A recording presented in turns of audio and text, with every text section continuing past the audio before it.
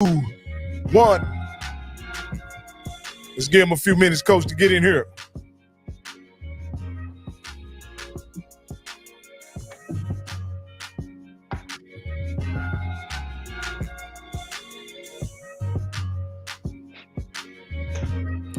Oh, they jumping on, coach, now. They jumping on.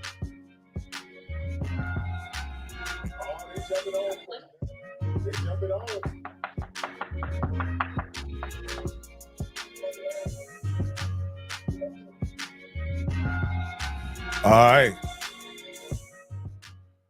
I'd like to welcome everybody to the HBCU Coaches Corner, hosted by none other than the swag legend himself, Johnnie Cole, and I'm his trusty sidekick today. Hey, that's Cedric calling me. Hold on. Okay, hold on. Hey, Ced.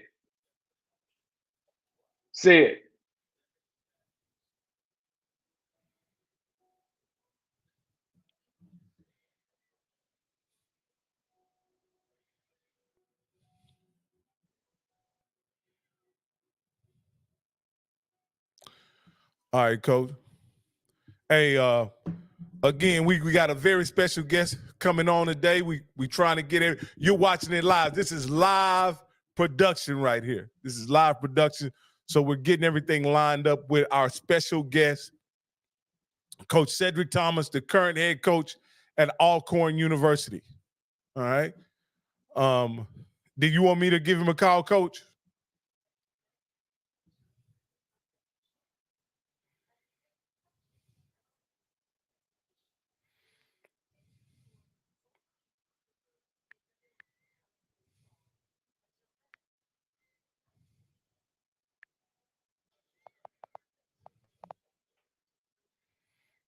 I'll give Coach Thomas a call here, sure.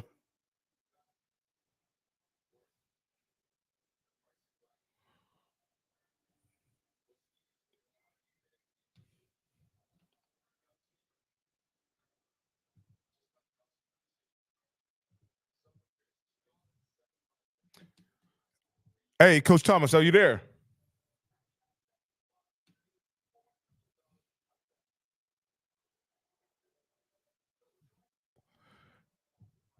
Can you hear me, Coach Thomas?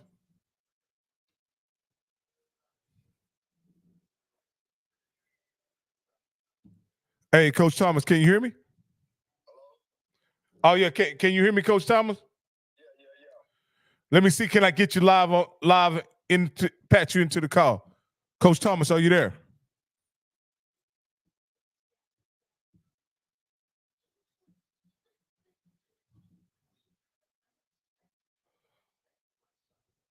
Hold on, let me.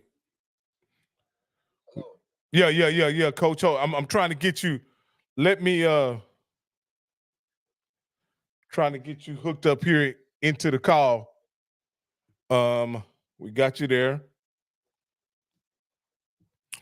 And Coach Thomas, are you live? Can you hear me, Coach Thomas?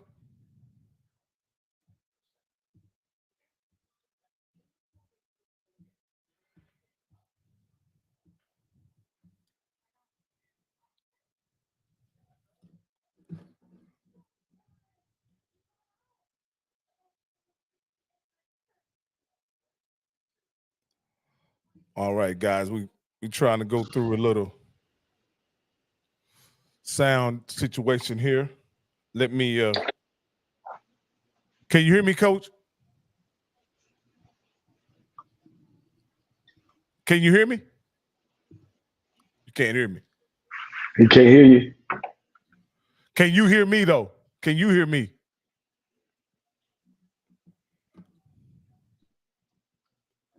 Hey, Let me see something, Kick.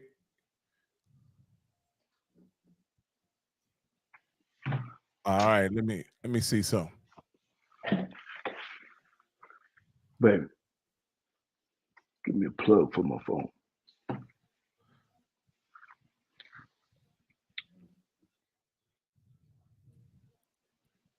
Can you hear me, Coach?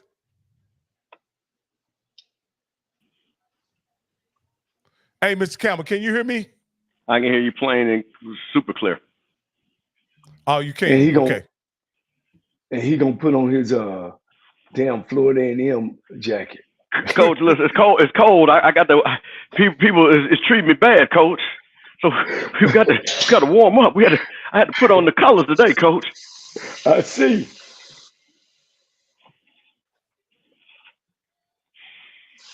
I'll text Coach. I'm texting him, just tell him to call when he has a better signal. Okay. All right.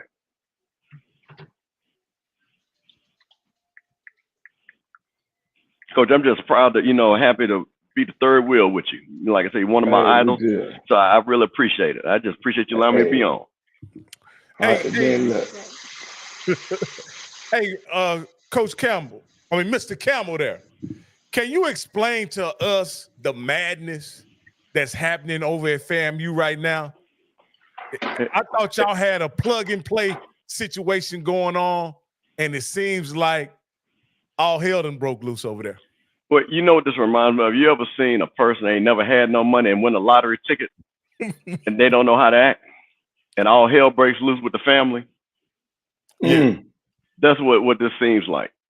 That you had a lottery ticket that somebody cashed in, and now not taking any advice from advisors or people that you trust, and you're doing your own thing. And the thing that is really concerning, and I'm going to say this because I need to say this claim. This is Stephen Campbell speaking. I'm not speaking on behalf of Florida A&M University or any affiliates, okay? Because I want to say that.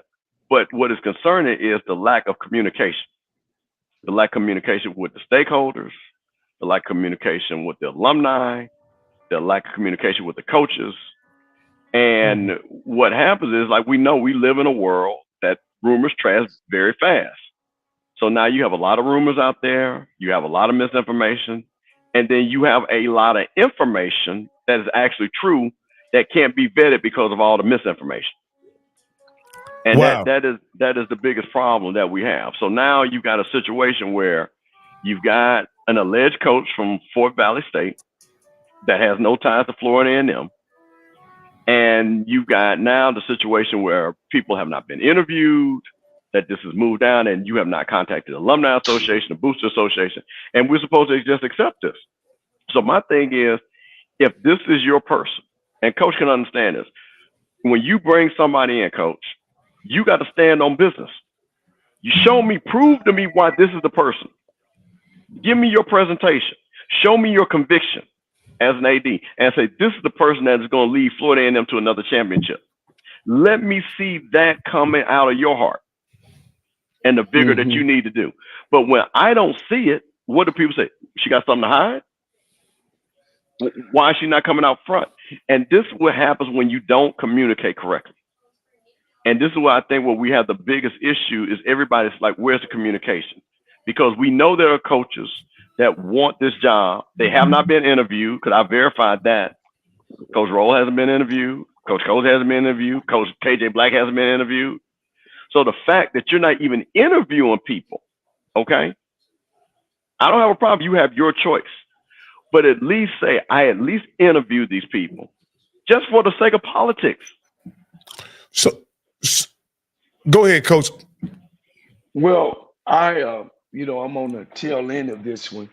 Is the guy hired, or they're saying, I heard it was some guy from Fort Valley, but have she made a decision to say, this is our next head coach? Well, Coach, here, okay, so this is where the alleged and what people from the Alumni Association and boosters have been told, yes, this is the choice.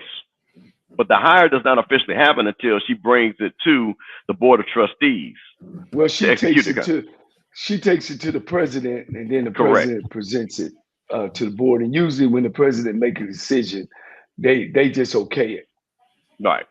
Yeah. Unfortunately, guys, it is the AD's call. It's not the alumni. It's not, you give money, you're giving money to the school. You're not giving money to make the choice of who runs the school, unfortunately. And that's why when you choose that position, that position is a very, very important position, you know, and there is a way that you do it. You should get 3 candidates, interview 3 candidates, do the same thing, either, you know, bring them into the campus, let them meet the Alumni Association, you know, have a day for them, you know, so people can get a feel, you know. And if you know your alumni is strong as Florida A&M, you can make them a part of the process, but not of the choosing process. Does that make sense, Bishop Campbell? Well, Coach, here's You the thing. know, That's exactly the point. So nobody is telling her not to do her job. right, Nobody's saying that she cannot hire anybody. But right, when you, so let me roll this back, because see, we got to understand time.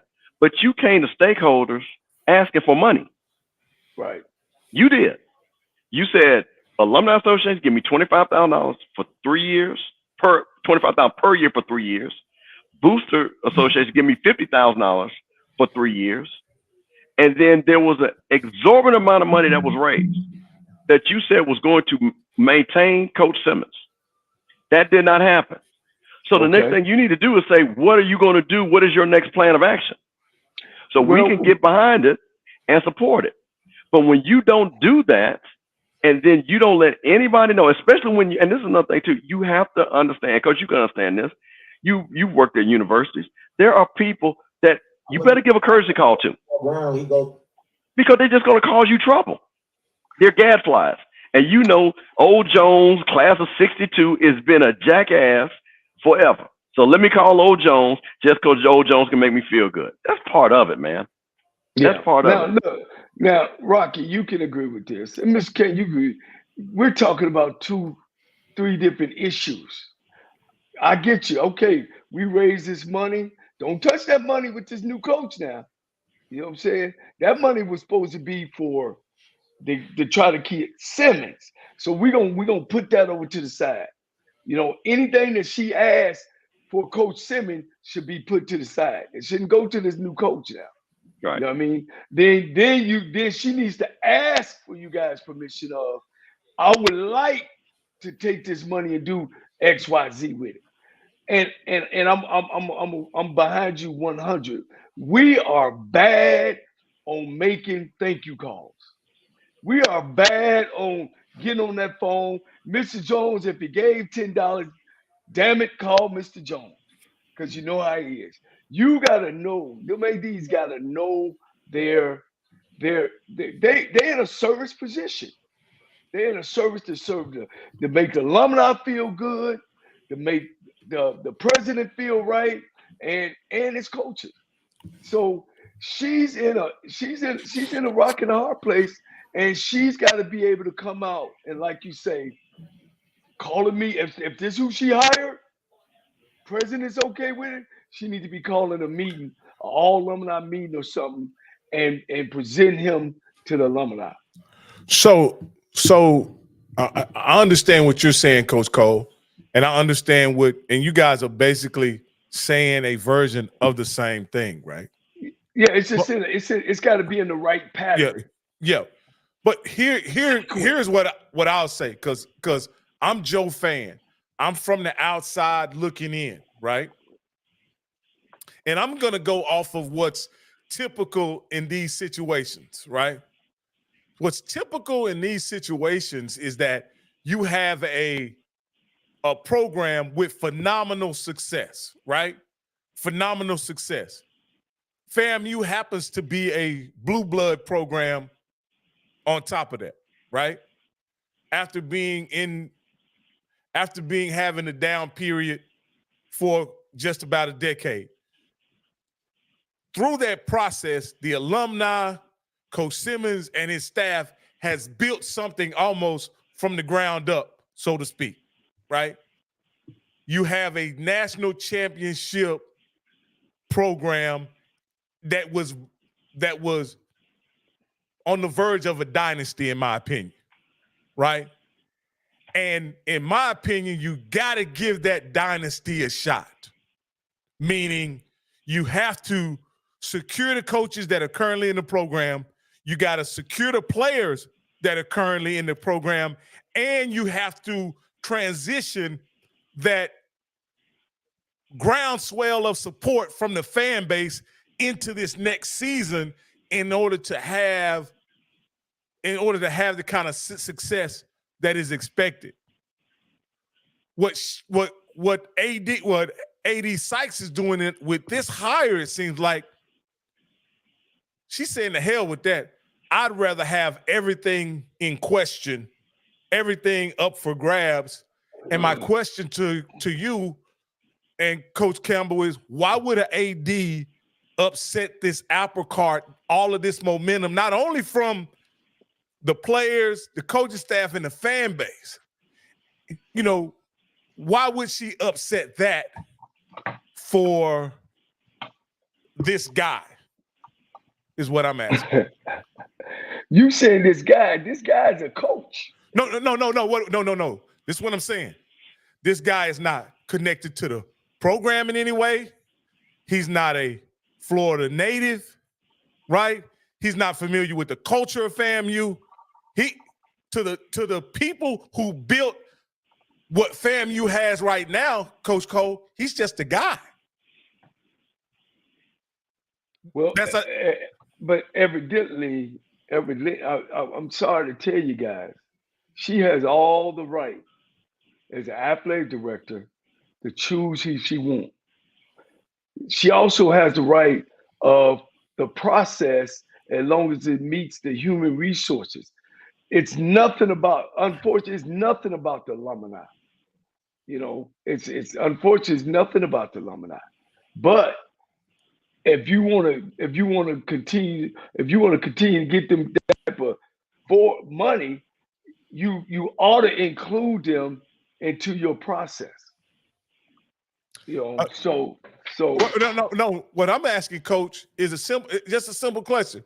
Why upset the momentum that has already been established by the FAMU players, fan base, coaching staff?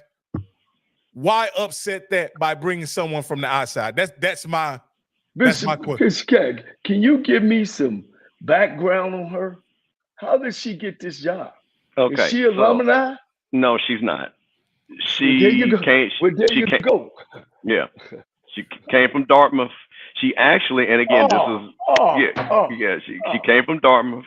Now she is an HBCU alum, but the thing about it is what was concerning. Let me see. I think she came from somewhere in Virginia. Okay, go ahead. I'm sorry. Yeah, but one of the things what was concerning is that we had a 18-member panel to select our new AD. We had 5 finalists. She was not one of the 5 finalists. The president went outside of the 5 finalists and said, "You know what? I want to hire her." She's Grambling. She's Grambling alumni. So no problem. That's right. Yeah, no problem. That's what you want to do. We'll accept that. He to your point, he has every right to hire because her strength was this compliance. FAMU was suffering with APR, so that's fine.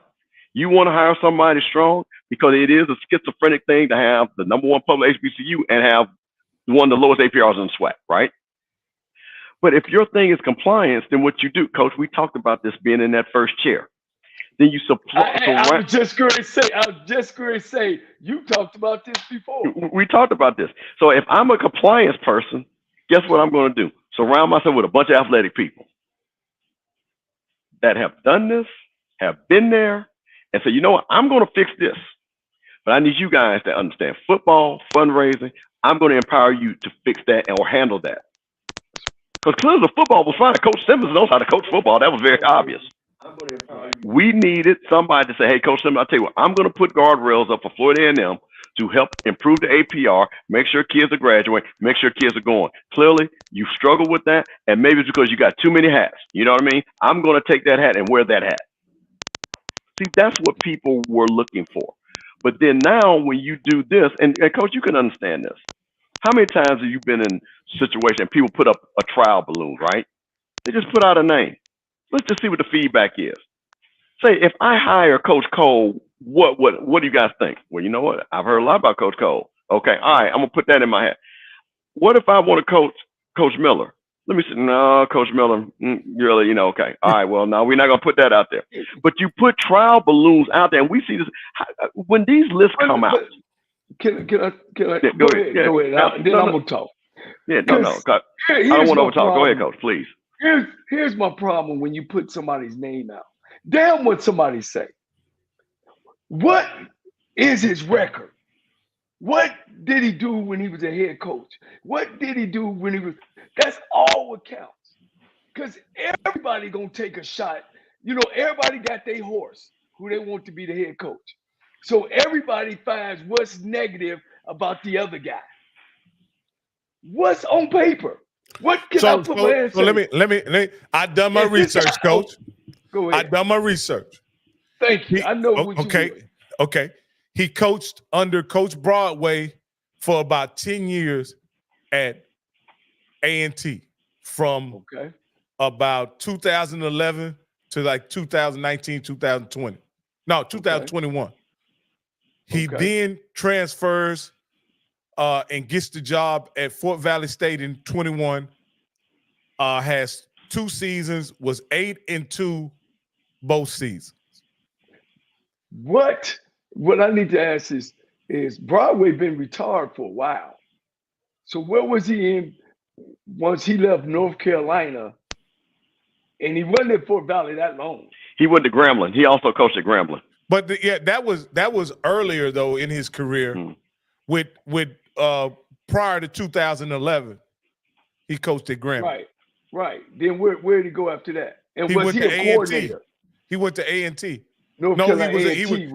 He's been a running backs coach his entire career. That's all.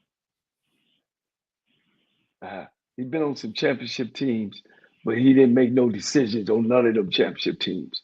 And I'm gonna go back to what you say about what kind of program is Florida A&M. Florida A&M need a seasoned guy. They need a guy that got all the answers because that's what they deserve.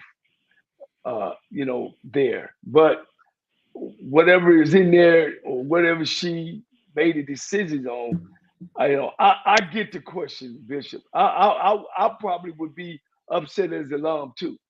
When we got a guy on the staff that the players like. We got a guy down in Florida, in Miami-Dade, that send players to Florida A&M, been doing that for over 20 years.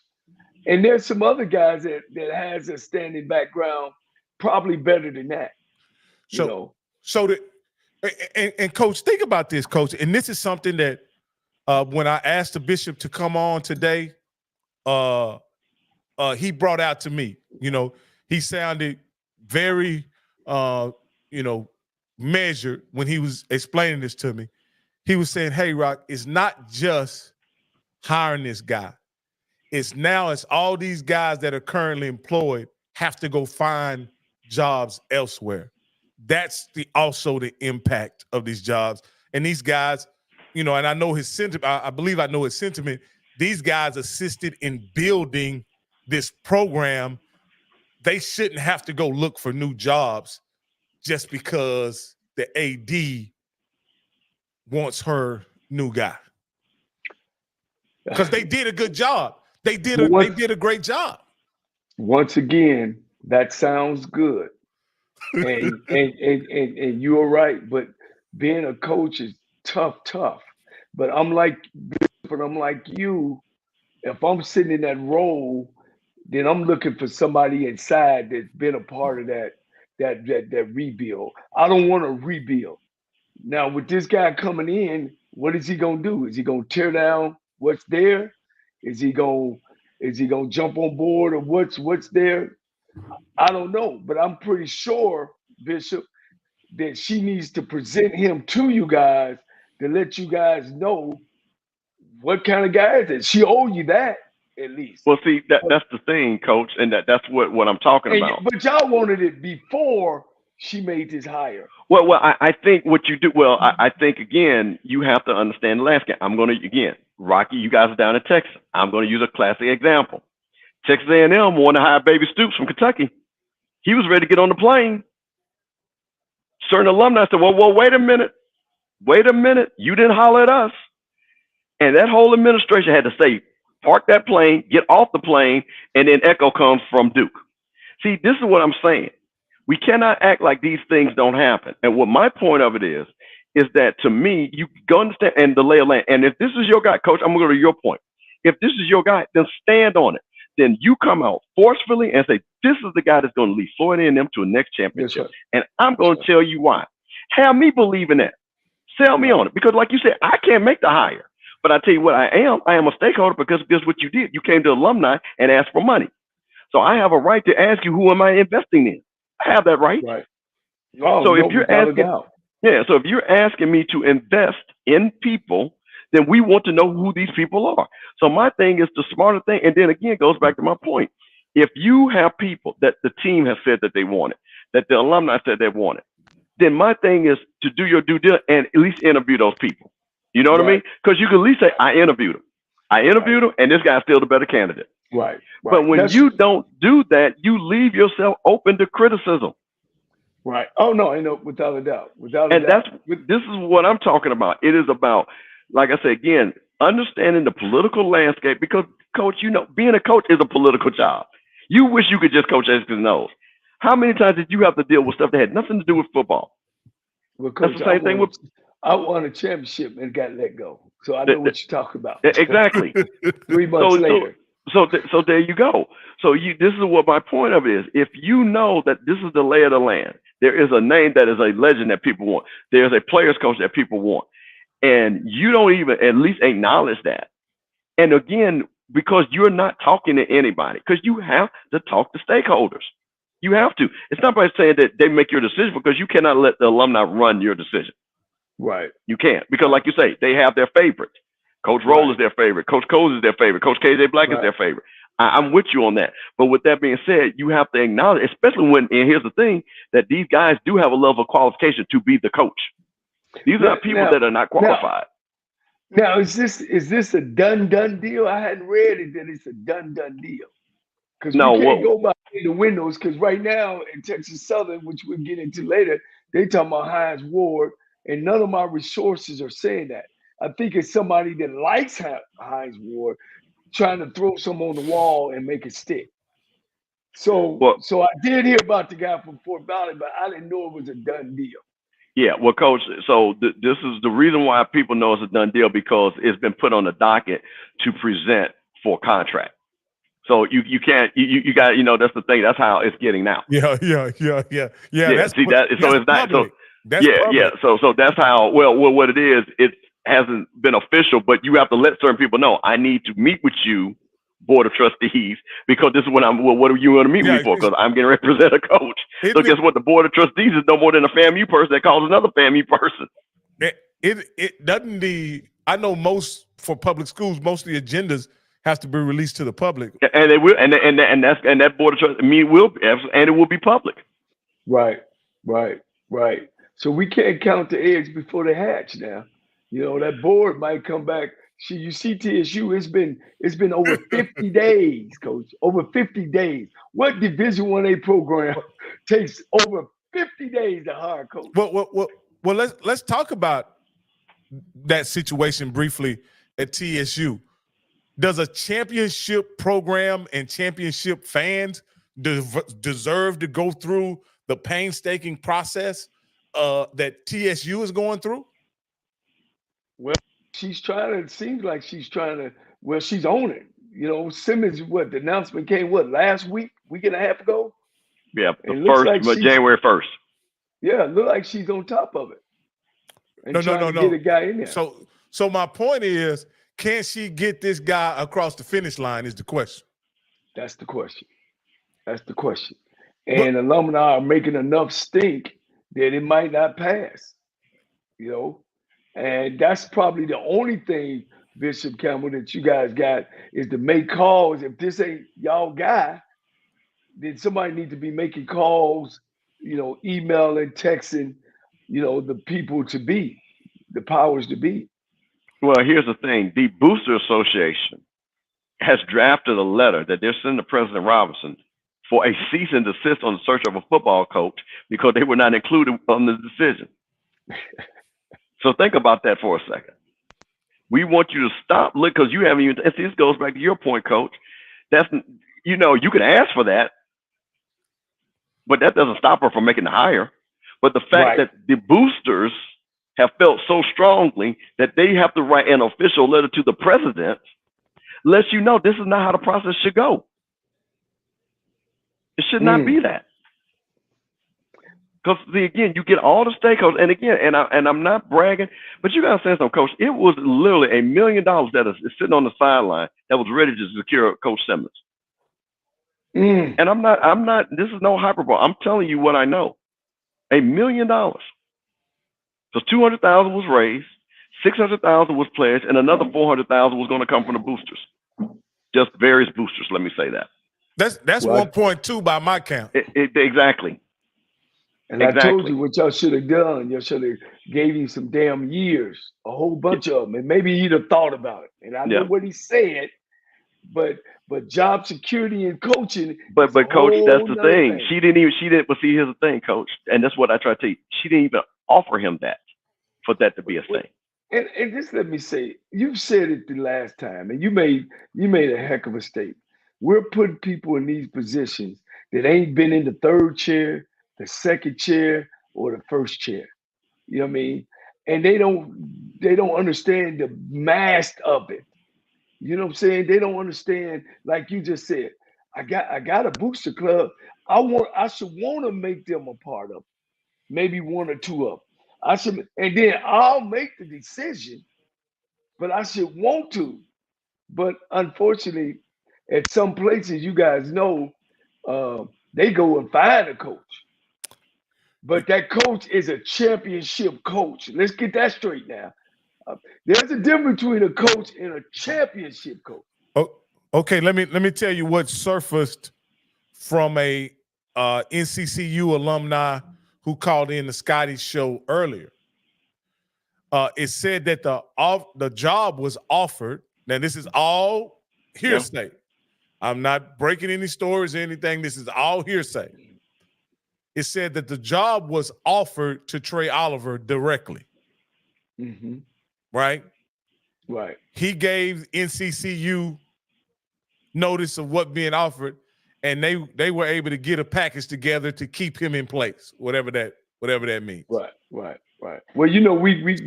I could definitely call Trey and find the skinny. And then she asked Trey, well, who's the next best guy? Who's somebody that is one of your guys or someone who is part of your tree, so to speak? And that's how she got this guy's name, by asking Trey who's up next based on her affiliation with him and them having worked together. Wow. Okay. Well, so I just, my deal is if that's all true, I don't think Trey Oliver should be making the hire for FAMU. That's just what let me ask the Bishop. How well do you respect Trey Oliver's body of work to refer a guy for them? Okay, so that's the part where I have. She had a relationship with this guy and had nothing. Trey Oliver was not the linchpin. She already knew this guy. They already knew each other and things like that. They've had a very close relationship and things like that, as far as knowing each other. So I don't think Trey Oliver was the tipping point per se. Right. What I will say is I have no problem with her offering Trey Oliver this job because he was a championship coach. He had coached on this level. So while we might not, quote unquote, liked it, we would have respected it. And see, that's what I'm talking about. But when you go down, Coach, to a guy that, again, he's not Chennis Berry. He does not have the resume of Chennis Berry. Okay? No. So if you're going to go down to a D2 guy, right, that is not Chennis Berry, then you really need to sell us on that. Because you can't just roll out the resume and say, hey, he's a championship coach. He's not a champion. He's only been coaching 2 years, head coach. And he wasn't even a coordinator before he was a running backs coach. Right.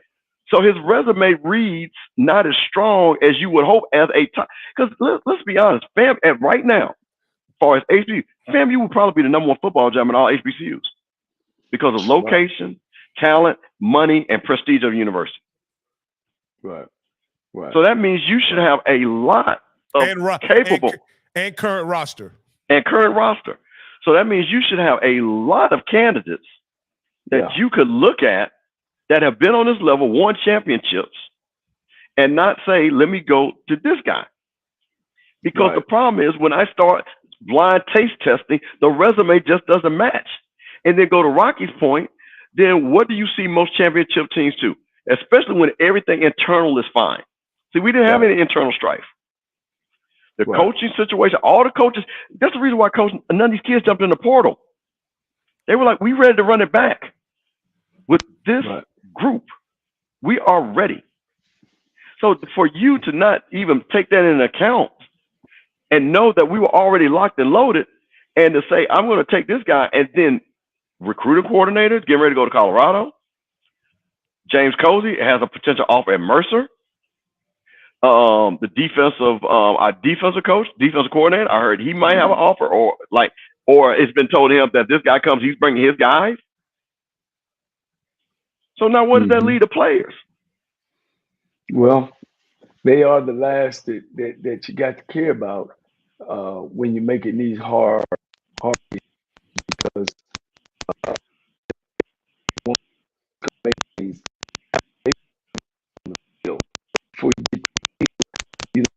You breaking up, Coach? Is he breaking up on your end too, Mr. Campbell? Yep, breaking up a little bit. Yeah. It just started static. Just started. Maybe it's the headset. Yeah, you can take them out, see if that works, if that improves it.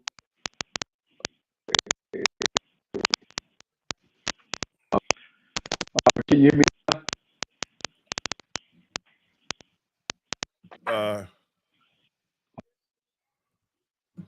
Let me see if I add you and re-add you. Go ahead, try it now, Coach. No, you're muted now, Coach. Let me unmute you.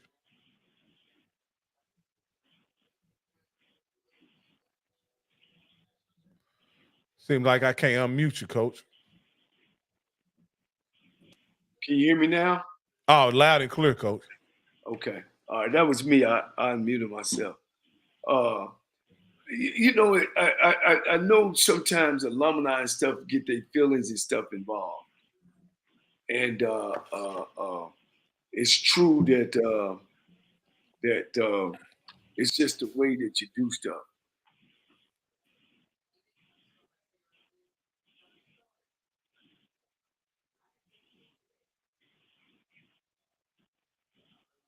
You're muted now, Coach. Okay. Now you're good. Yeah. Well, I was saying, and you're gonna lose some of your alumni behind that. And that's what happens, Mr. B. Everything you're saying is correct. On maybe that was the way she should say, man, this is a 2-4. I get the hard new coach, but I got the alumni giving me money, what I need. So me as an AD is looking at both ways saying, look, I need this money. And why not get a guy that they want that's a championship guy? I get it, man. I get what you're saying. But as an AD, you taking a chance on a guy that's coming from a Division II program, he better come in there winning. Because if not, y'all going to lose some supporters. She going to have hell on her hands. And I feel you.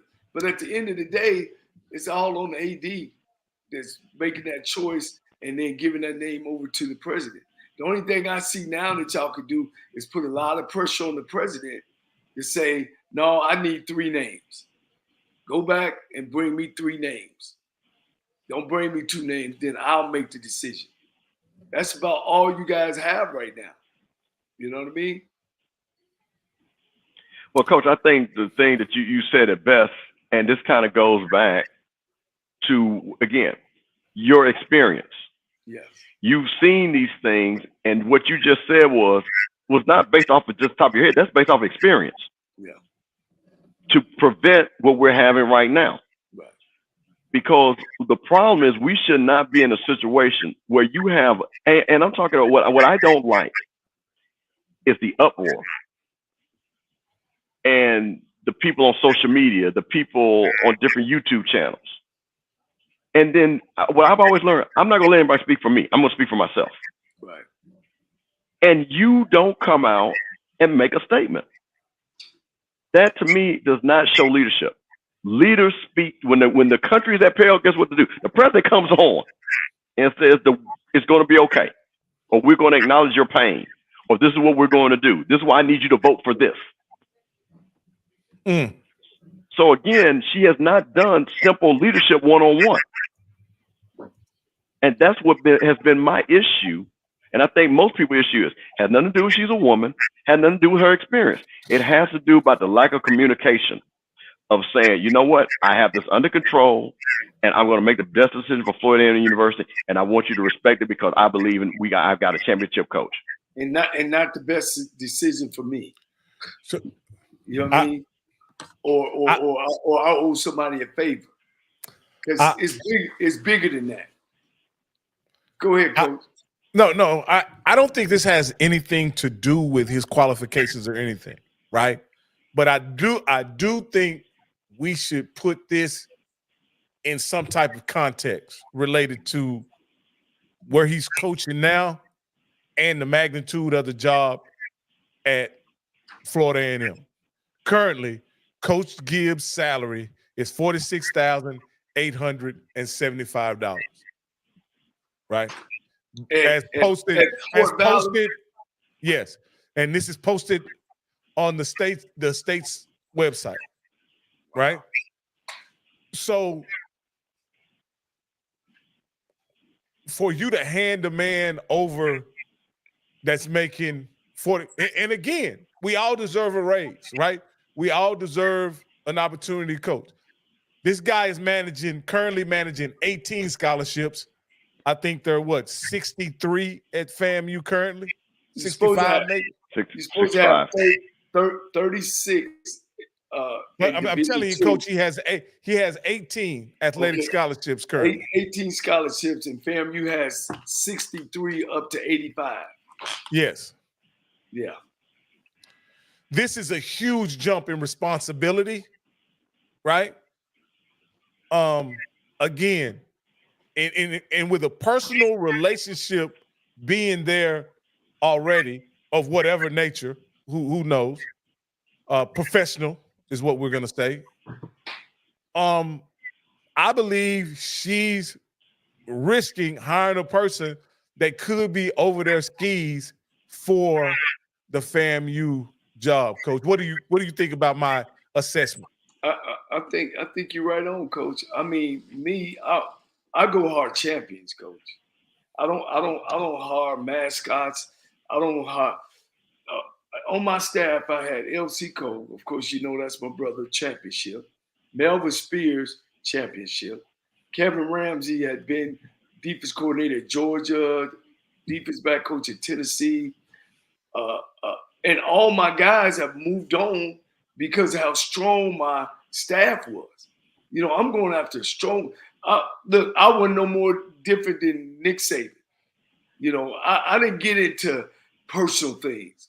You know, I get into, can this person make me win? You know, and I mean, I feel you, Coach. I wouldn't say that the head coach at Fort Valley after 2 years is my guy. And I'm in Florida A&M. You know, we know how prestigious Florida A&M is. I just don't see how you're going to sell that.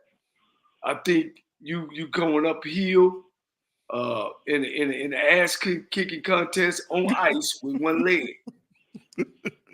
Because 5 and 6 ain't going to get it. 6 and 5 ain't going to get it.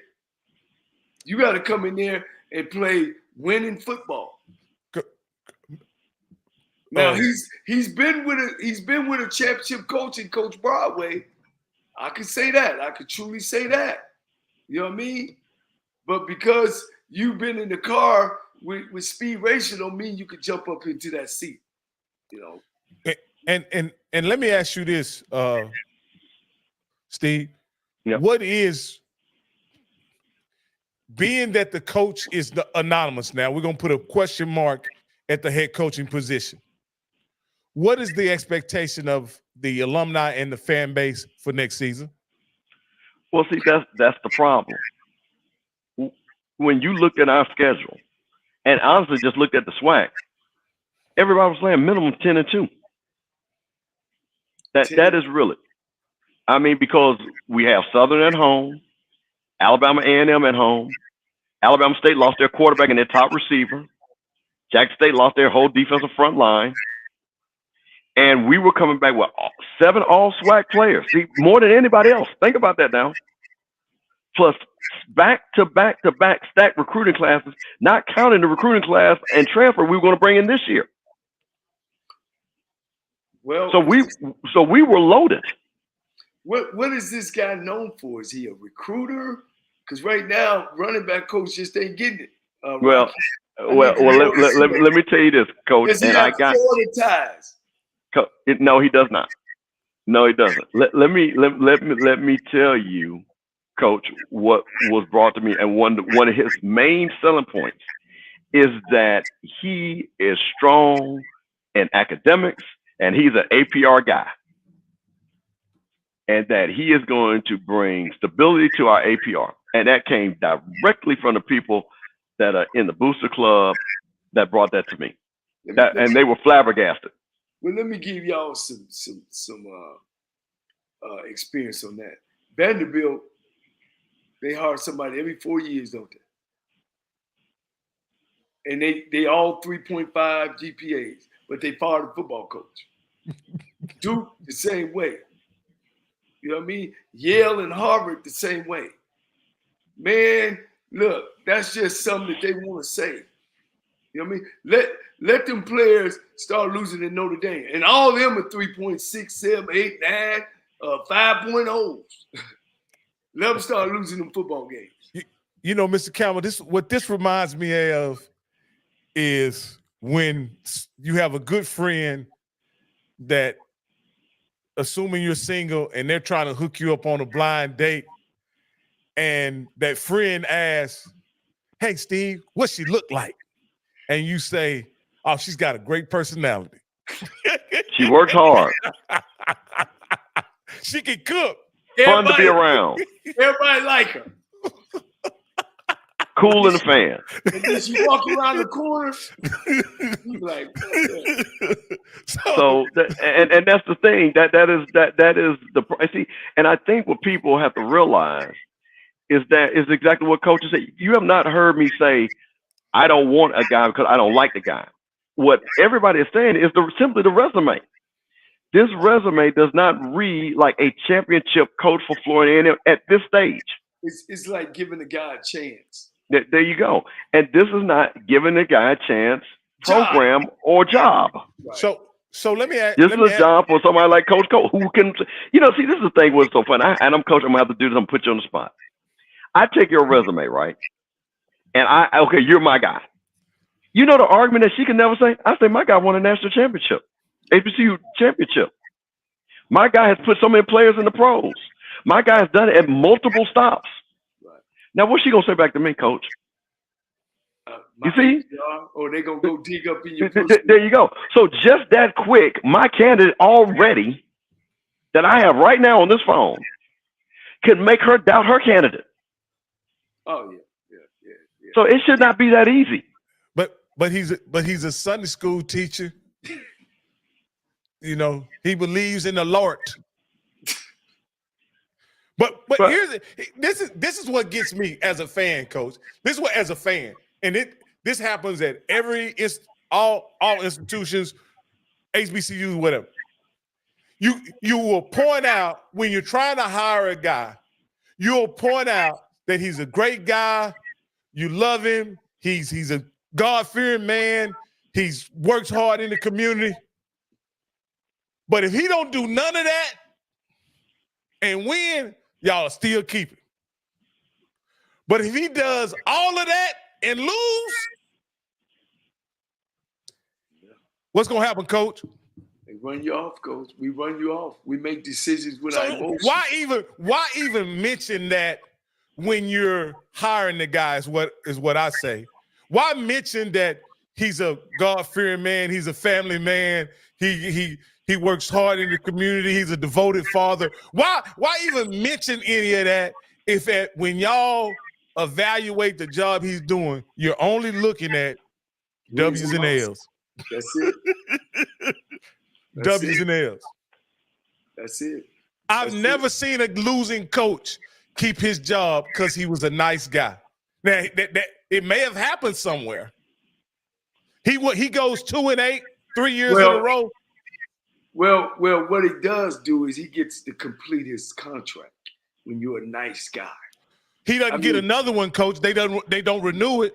No. But, look at Texas Southern. But coach, when you have a job and they won't renew your contract, it may not be called fired, but it all is the same.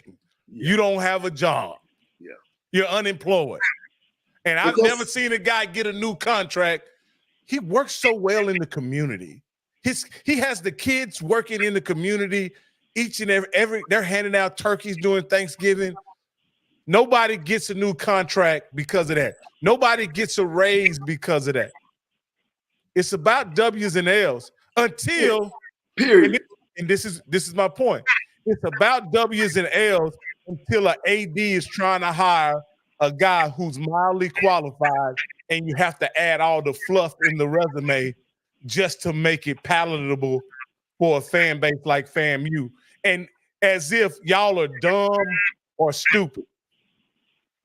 That's what gets me. Like y'all not sophisticated enough to realize that, hey, this guy's not a caliber of coach that we deserve as a fan base.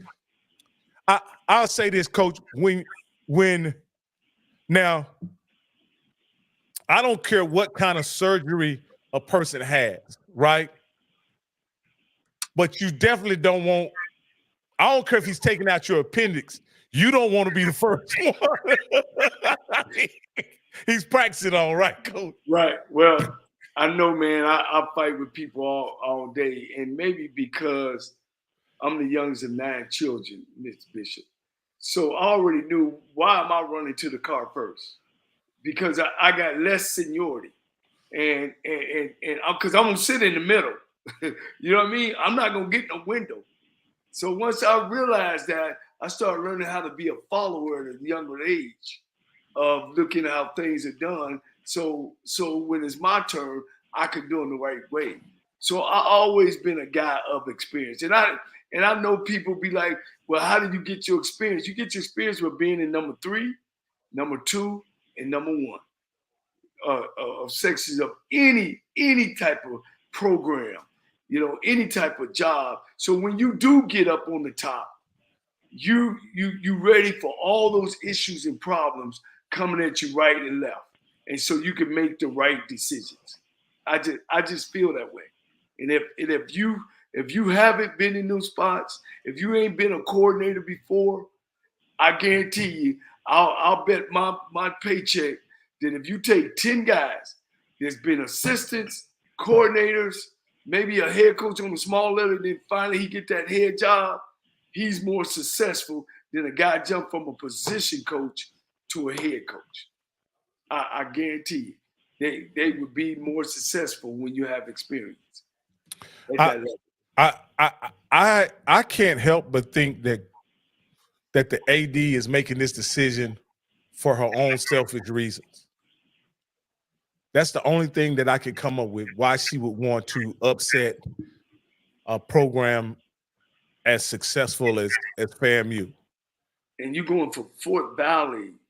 Did they come in second place, Coach? No. Second, twice, 2 straight years. Okay. I thought Allen was up in there too, but Allen lost to Fort Valley. It was a close game. Yeah, 2 straight years, and he won that Beach Bowl. Fort Valley won the Beach Bowl.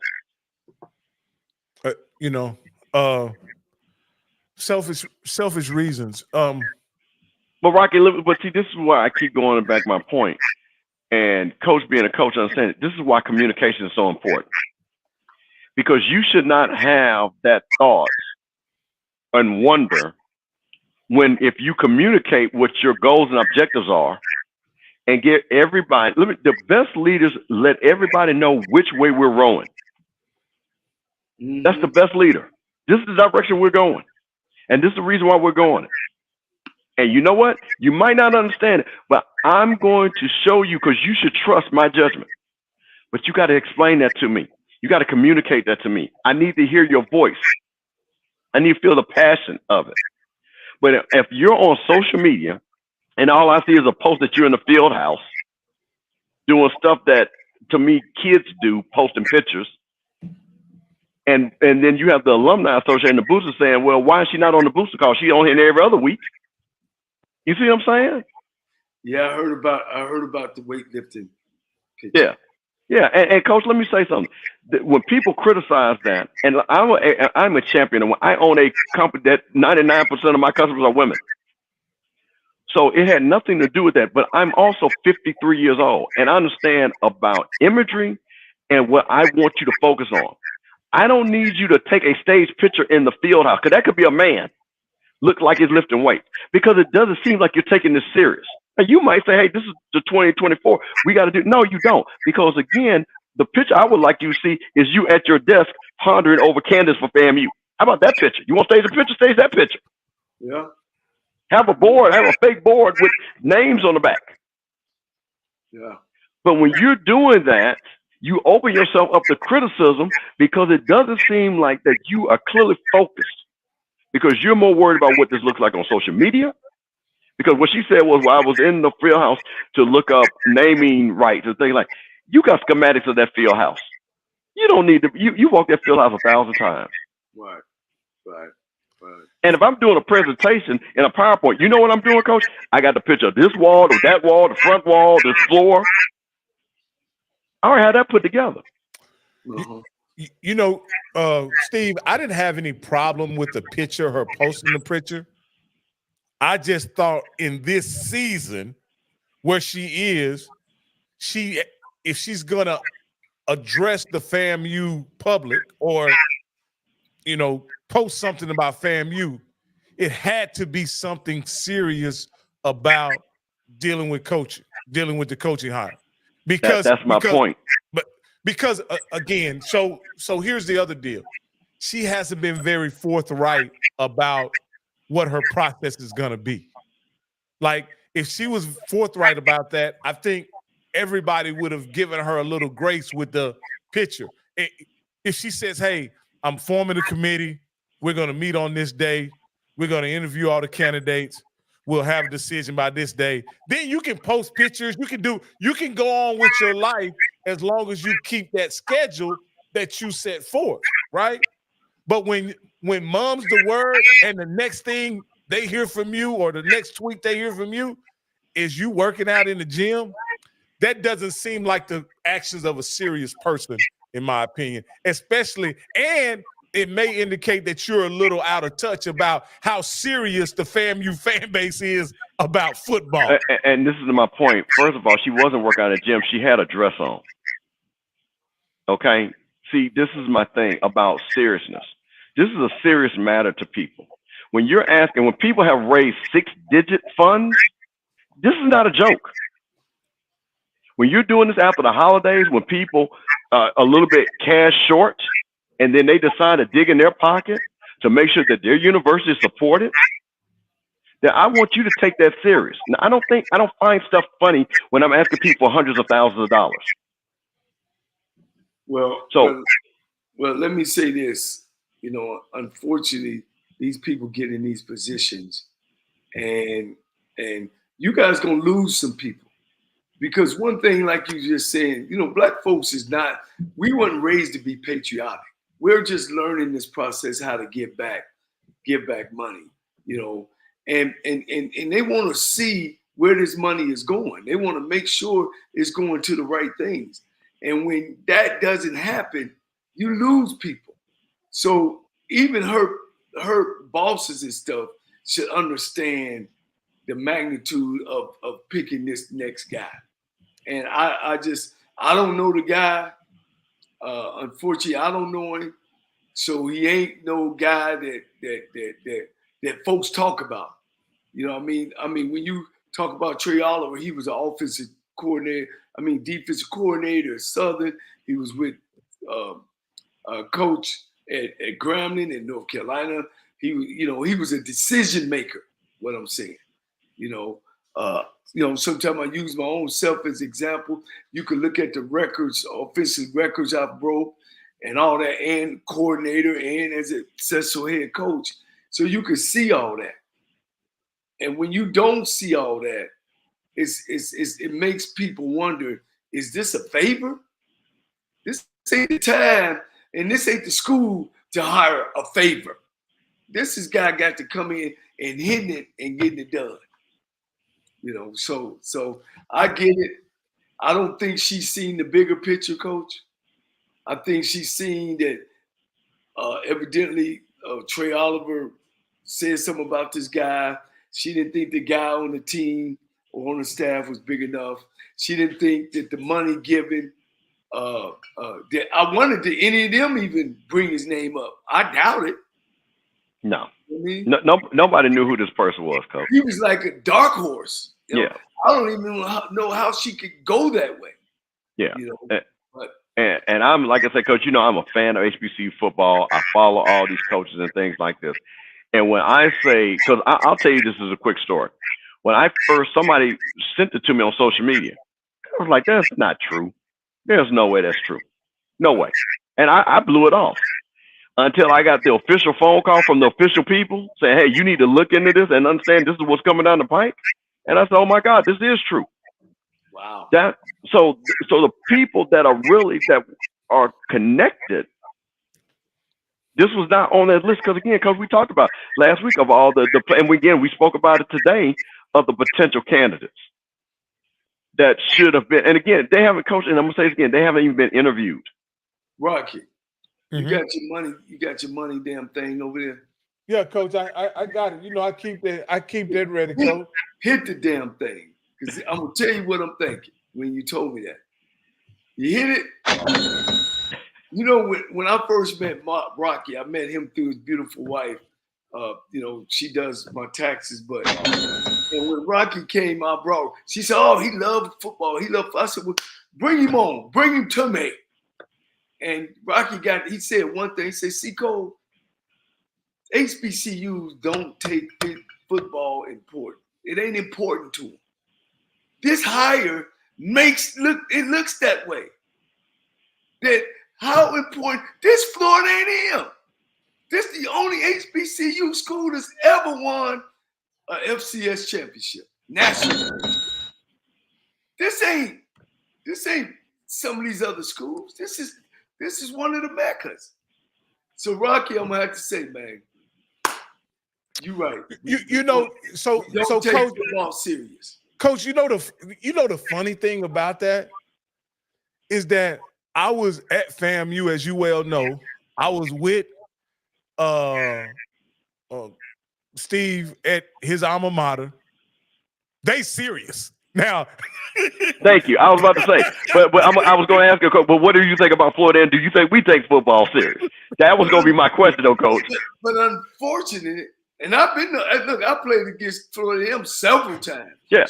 Strike again. I've been down there in the hole. I've been in Atlanta, in the Atlantic Classic at Tennessee State. I know how serious the game and how serious the Rattlers are.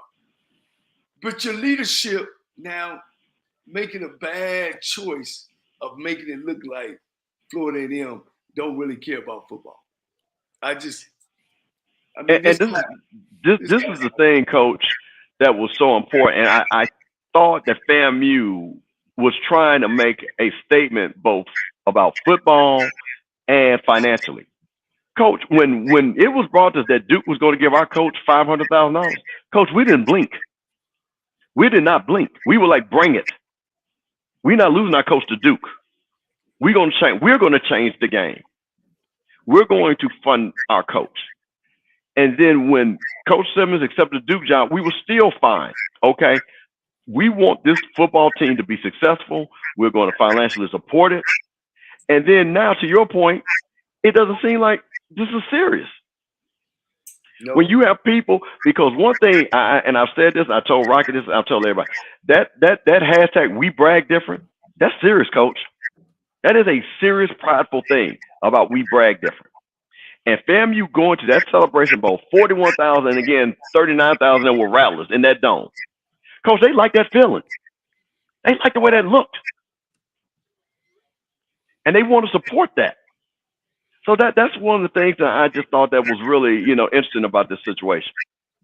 Mr. Campbell, the thing that I've been impressed with the last 4 seasons that I've been watching the SWAC is a lot of my perceptions coming in about HBCU football really doesn't apply to all schools across the board. You understand? Like you can have notions that that HBCUs don't care about football.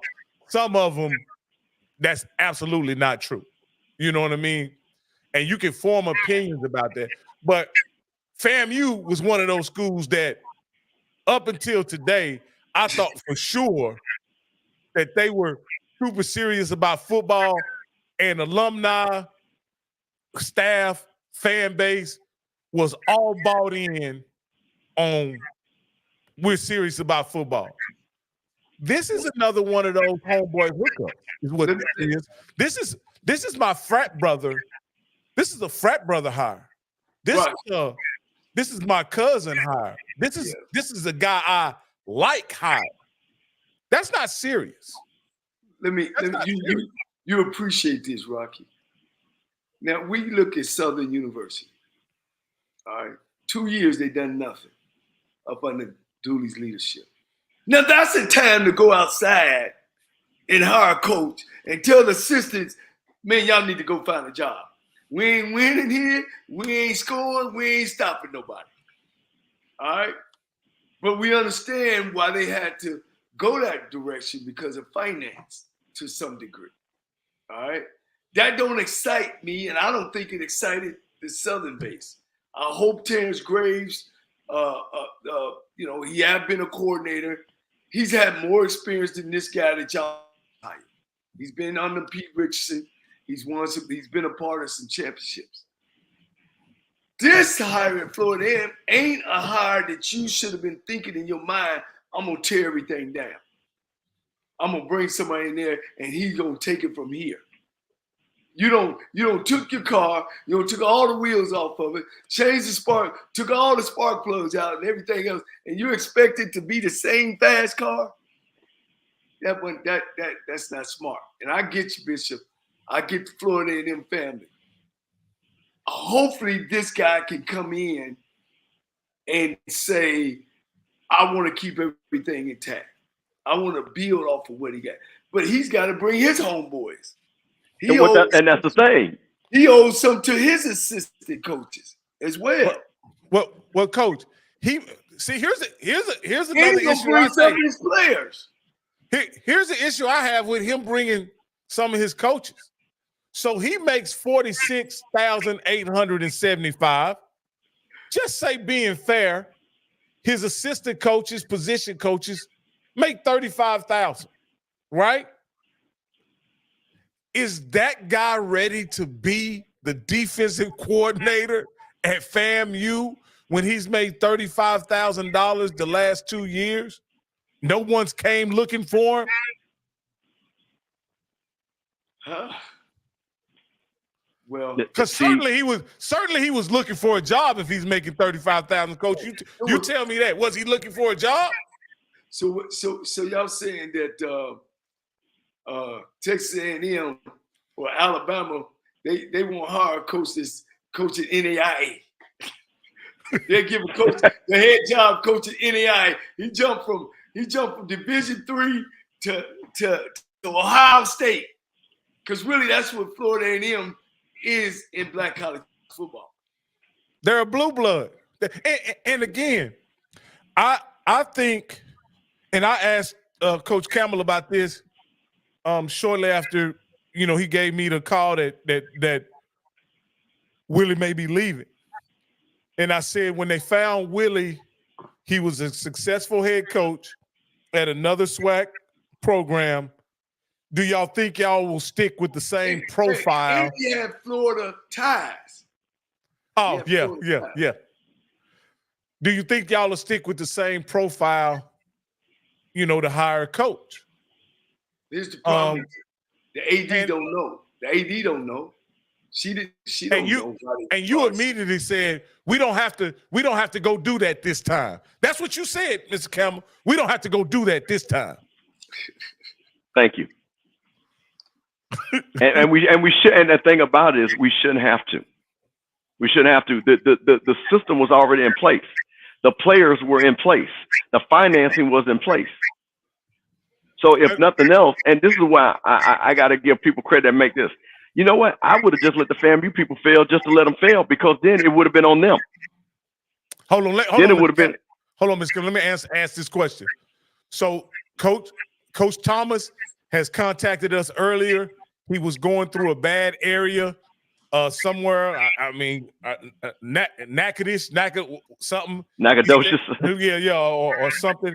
And he said as soon as he gets to a clear area, he'd give us a call. I sent him a text about 15 minutes ago, let him know we were still on the air, and asked him, was he in a better area? He said no. So hopefully before we get off in about 20 minutes, we'll be able to get him on and have a conversation with him before he left. Yeah, like I said, he let us know that he was going to be traveling this evening. And so we knew he was going to be traveling. And so we're trying to work with Coach. I don't know if he's out recruiting. I don't know if he's dealing with a family issue, but he's traveling. And so he was gracious enough to still do the interview, even though he was traveling. So we're trying to accommodate him, and hopefully he'll give us a call here shortly, and we'll bring him right on for you guys.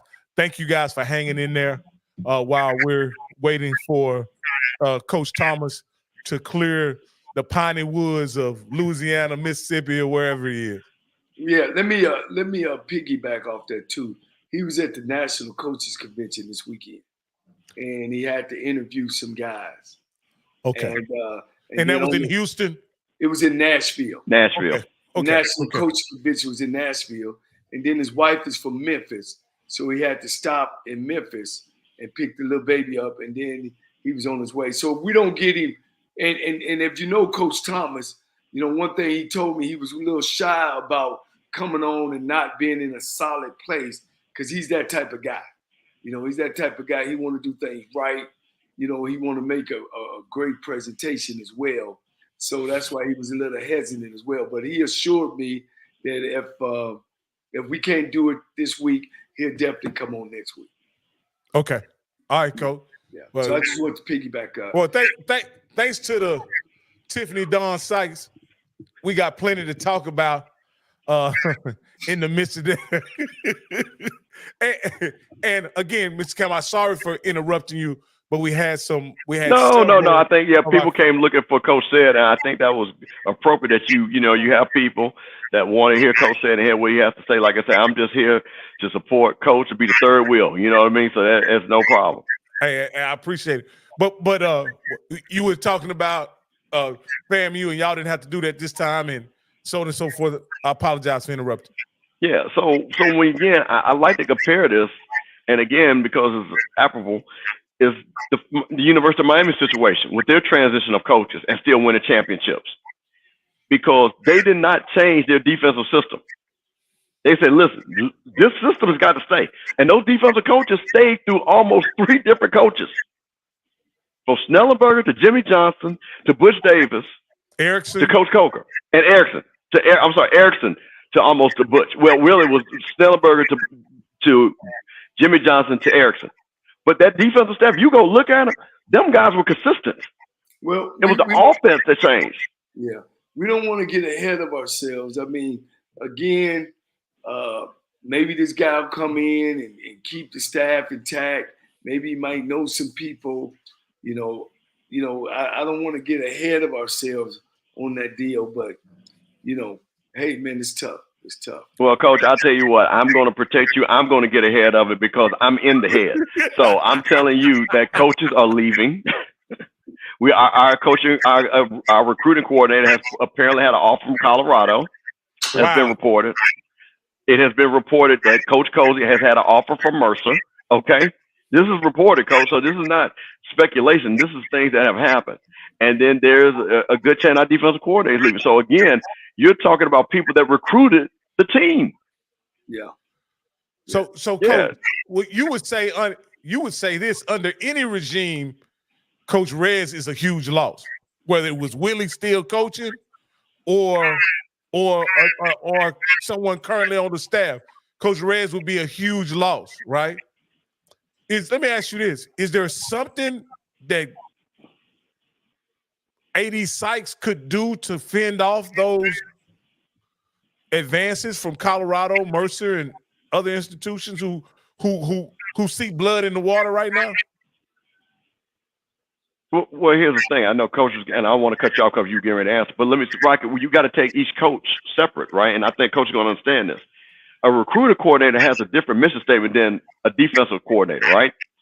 So the recruiter coordinator kind of stands alone by himself, right? He stands alone.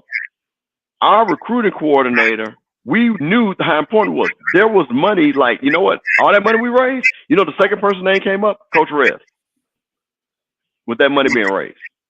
Now, I'm gonna turn this over to coach because he's gonna understand this. It is different with a recruit coordinator compared to a head coach who has his own system. Okay, he has a system. He might not like this DC system or this OC system. That's where the problem comes in. At. So our AD can't hold on to something if the coach doesn't like where our defense is ran. He might not even like your recruiting coordinator or how he recruits. You know, He might change from I don't want high school kids. I want all from the portal. So that head coach, he comes with his philosophy. You know what I mean? I don't know. You know, he finished 82 at Fort Valley. Let's kind of dive into that. 18 scholarships. He's beat some of the guys, but really nobody in the SIAC has 36 full scholarships. Real scholarships. I don't think so. I know when I coached in there at Lane, I had 7 scholarships. You know my main issue with the SIAC, right? As a conference, very few of those schools play any schools outside HBCUs. That's my issue with the SIAC. And when they go to the playoffs, they have to play those schools. Yeah. You know what I'm saying? So it's a money thing. And we know Chennis Berry played in a playoff game 2 years in a row. He got beat 40-0 one game, and then 30-something to 40-something to 20-something this last game. Unfortunately, those schools, and I've been around them, they got 36 full scholarships. They almost has as much finance as our Division I schools, in the SWAC and the MEAC. Those Division II schools, they more like the MEAC and the SWAC than the SIAC and the CIAA. Valdosta State will come in the SWAC and damn near win it every year, or they'll place somewhere high. So those Division II schools that make the playoffs, coach. Hey, I think this might be our guy. Hold on. Coach Thomas. Hold on, let me see. Can I patch you in, Coach? Coach Thomas, are you there? Hey, Coach Thomas, can you hear me? Yes, sir. Can you hear me? Yes, sir. Coach Thomas, this is Rocky, man. I want to thank you. You're live on the air with Coach Cole and Mr. Campbell. So we have you live. I want to thank you, Coach, because I know you've been trying to connect with us for the last couple hours, and I appreciate you doing so. But Coach also let me know that your preference is to be in your office in a settled situation, and so we at your disposal now. If you want to reschedule this to next week, that's fine. If you want to get into it right now, we can do it as well, Coach. However you want to do it. Yeah. Well, I respect for the product that you guys got, and being able to establish this relationship with you. I'm still traveling. I got my family with me, and just wanna. Yeah, that's what we didn't want to happen. I don't know when this service gonna go out, so we have to reschedule. That'll be awesome. That'll be big. That'll work, Coach. I appreciate you working with us, Coach. And I know you're traveling with your family, and I know family time is precious for you guys this time of year. And so we're gonna go ahead and reschedule, Coach. Coach Cole gonna reach out to you and reschedule hopefully for next week. But if not, whenever you convene, because I know the recruiting trail is about to kick off as well. So you can reschedule anytime it's convenient for you, Coach. But we got a lot of Braves in here. We got a lot of Braves in here who's waiting on you, though, Coach. So I just want to let you know. I apologize. I watched you guys this platform and you, Coach Cole, I'm feeling about him and his journey. And I can't wait to really sit down and fellowship with you guys. So you guys fans and the nation and the whole swag and Black College State to get to know who I am. I'm literally pulling over now so I can get these words, out to you guys because it's important, for me to be able to establish this relationship through you all and so everybody can kind of get to know who I am. And so I'm excited about my opportunity. And anytime after the day, once I get home tomorrow, let's do it. I'm open for it. I have time and I'll make time. It was unforced and unseen circumstances with this travel that I couldn't do it today, but I'm willing to revisit whenever you guys are ready. Yeah. Hey, well, thank you so much, Coach. Coach Cole, you got something to say to your guy before you let him go? Hey, I know he's first class. All I ever heard is great things about him. I love his swag. He's my type of guy. He's very confident about what he is and what he's about, man. And I'm excited, and I want to get you on so folks can see who you are and what you're about, man. And you be careful on that road. And like I said, I'll be getting with you. Okay, well, I really appreciate it. To the viewers, I apologize once again, and I most definitely make it up to you. And I appreciate the platform and what you're doing for all the brown faces like myself who looked up to you guys going through and just being able to have this. I can't wait to bless you guys with my presence. So I appreciate it and came to fellowship with you guys. All right. Appreciate you, Coach. Be careful now. Yes, sir. Take care. Take care of my little girl.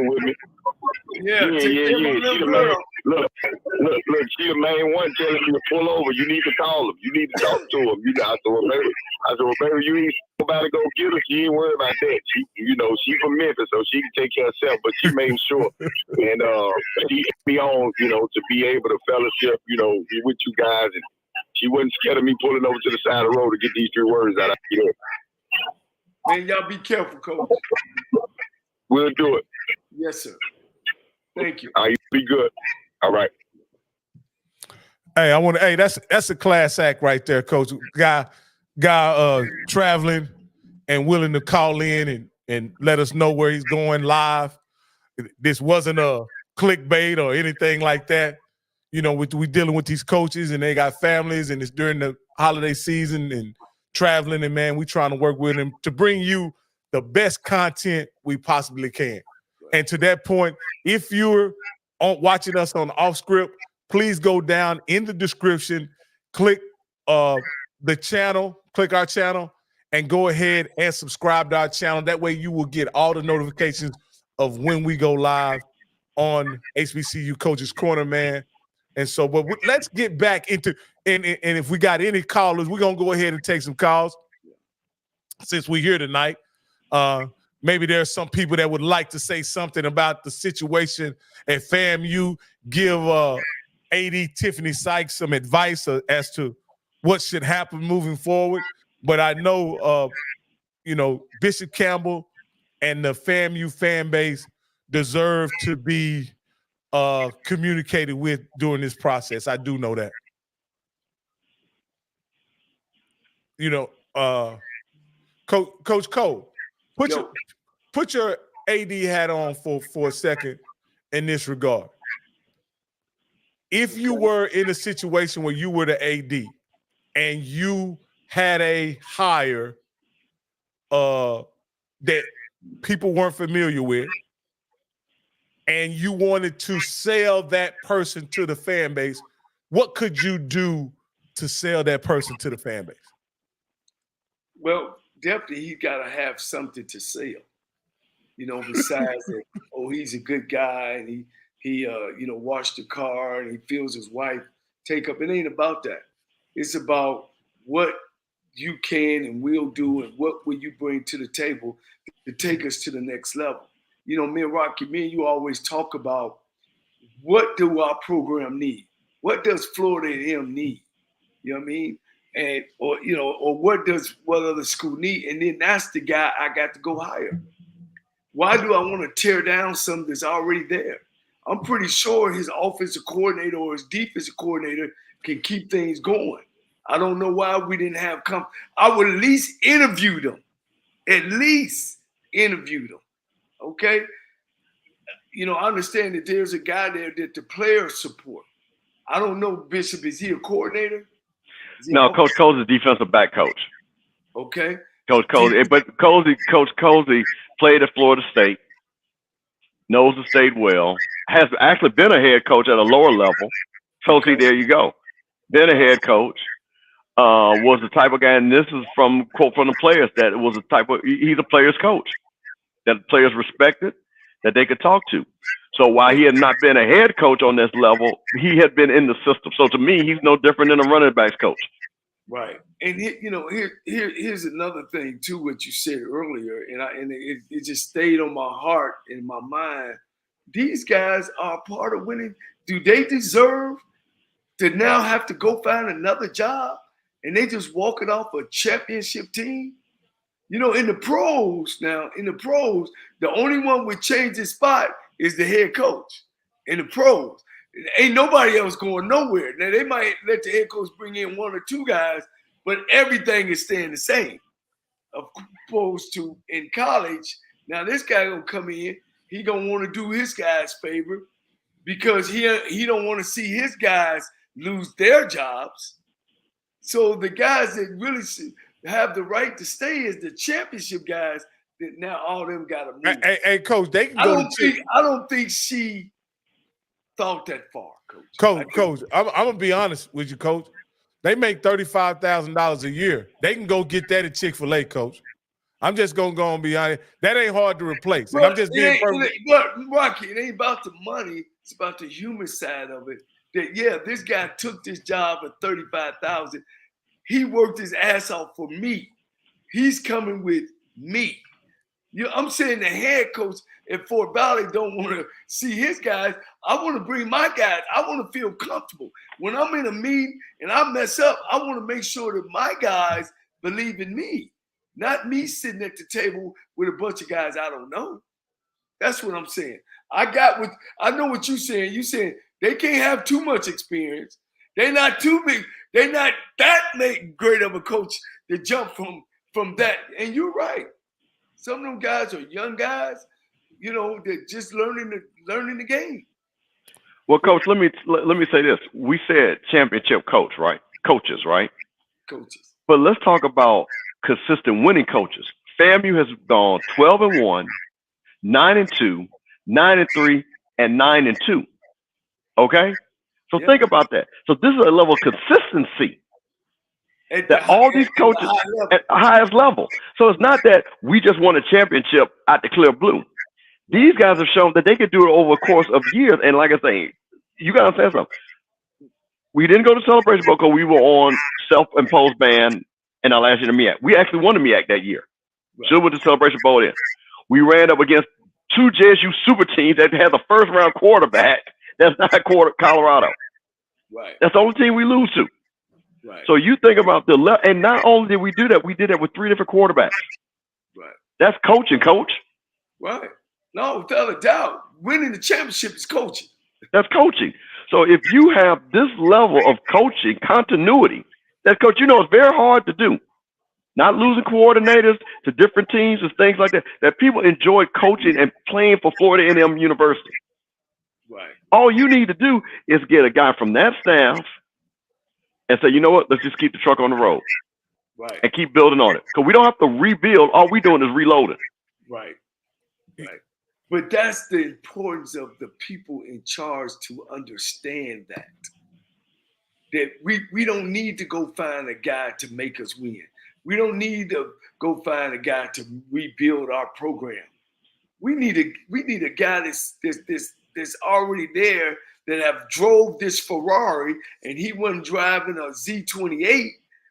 We don't need that guy. We need another Ferrari guy.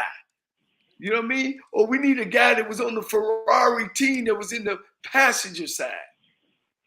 Unfortunately, you ain't gonna have that. And I don't know. Again, I don't know this guy. I don't know what he's gonna do or what he's planning to do. But according to you, by the time he get there, shit, everybody don't clean their desk out. Well, and that's the thing. That's where the problem comes in at.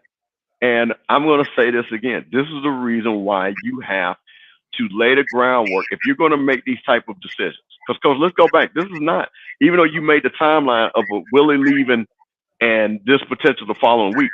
But, Coach, she knew that Willie was going to leave several weeks ago. Okay? Right. So this is the thing. This is probably after the Celebration Bowl where she probably knew that Coach had other offers. So you have to put a plan together. We talked about this, putting a plan together to just have the contingency to be ready for this. Can I say this? I don't think she realized what AD school she's AD of. I think she fell into the trap. They just gonna talk. But y'all walk. And I don't think that she understands the magnitude of what Florida A&M is about. So this is my impression of it, because I believe that AD Sykes is a smart woman, right? But I also believe that had she wanted Willie back, there would have been a public acknowledgement at some point of making an effort shortly after him winning the celebration role to improve or appreciate his salary. Like you got to remember, Mr. Campbell, we just regular guys, right? Me, you, and Doc on our way back. We all knew, okay, next order of business is let's get Willie's salary right. And we talked about that for several miles on our way back to Atlanta. This didn't take anybody by surprise in the FAMU family. You know what I mean? You knew you were going to have to do right by Willie because of the level of success he was having. From what I understand, she never presented a proposal to him after winning the Celebration Bowl. Well, that's the thing. Exactly. That requires you to go out and understand the value of what you have. And mind you, again, based off of reports, even though I know it to be true, and I'm going to say again, me, that our coach wanted a raise twice. And I'm going to say this again. If I go to you and I work for Coach Cole and I ask him for a raise and he doesn't give me a raise, that means he doesn't think I need it. So that shows me what my appreciation is. So if you don't think I deserve it, let me go look somewhere else. Somebody does. But Mr. Campbell, how could she not think he deserves a raise when he reached the pinnacle of coaching in HBCU football? He is a national champion. Can I butt in? No, yes. No, Coach, don't not butt in, please. Take it over, Coach. Of course, you know, I've been around. I've been about 5 or 6 black schools. And I'm speaking from experience, over 40 years experience. And I've experienced that because you win a championship, sometimes it don't mean anything. They don't understand that I got a great product. And I'll go back, you ready to hit your money thing? Ching. we don't take HBC, we don't take football serious. We don't see the magnitude of what it does for our program. These people that's in control don't do that. Can I tell y'all, at Tennessee State, my brother's making $75,000 a year. I was making 40 as a coordinator. We broke every record. I broke every record, Rocky. Every record. Every record in the Ohio Valley Conference, offensive record. Wow. We win the championship in 98. They freeze his salary. We go win a chip. They freeze his salary. They give him 75. That's all. 98. We go back and win the championship again. And because we had some minor violation that they made big, they told him they was gonna freeze his salary again. 75,000. So Alabama State came in and offered him 136. They almost doubled his salary. And that's who ended up leaving. Now, have Tennessee State won since 98 and 99? Have they won a championship since 98, 99? Do you see the drought? It's over 23 years. 23 years, Mr. Bishop, of that same thing that you sitting there saying, man, I hope this guy can make us win. Because if he don't, it might not be another Willie Simmons coach for another 10 years or 20. That's why. And we don't get that. Because our football program don't raise enough money to pay for a whole athletic program like your Michigans, your Ohio States. That's why these administrators say that, oh, well, you don't make no money. It's bigger than money. Having a winning football program is bigger than money. A&T became A&T because what? They won national back-to-back championships as a football program. Their university blew up. Blew up. Enrollment shot sky high. It wasn't because the president called a seminar over biological technical worms or the history found some bones down the street. It was from their football program.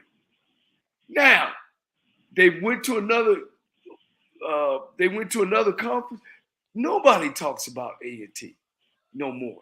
Nobody talks about how great of a school it is and all that. Not like it was a couple of years ago when they were winning all the national titles. Now everybody is talking about Florida A&M. If you can't keep that going, you're gonna lose that. Stuff like that is bigger than money. My nephew, if y'all know my nephew, he played for Cleveland State. He got drafted in the first round of Miami Heat. And, he played and bounced around, and he came back. The president of them invited him back, and he came back with a donation. You know what they done? They tore his check up, Rocky. Tore it up. Said, Coach, sir, every time you mention that you went to Cleveland State, that's enough for us. Do you know what, when you say that, and it goes around the world, Cleveland State, I'm a representative of Cleveland State, that's enough money for us. You ain't got to ever give us a dime. And you're always welcome here. That's why, as you say, Bishop, we need to hire somebody big, man. That's why, Rocky, you say, man, y'all ain't serious about football. And y'all right, man. Yeah. I done been to several black schools. You know what I'm saying? And we just don't understand how important it is. Yeah. Or we just don't care. You know, the way those people at FAMU weathered that weather. They deserve better. Stayed through 2 rain delays to be there when that trophy was hoisted on that Saturday evening. Those people are committed to football. And you can say this is one of those situations where the elements did not deter them from participating. They wasn't worried about their hair. They had a hair plan. They had an outfit for the weather. They were committed to being in that arena on that day to celebrate with that team along with Willie.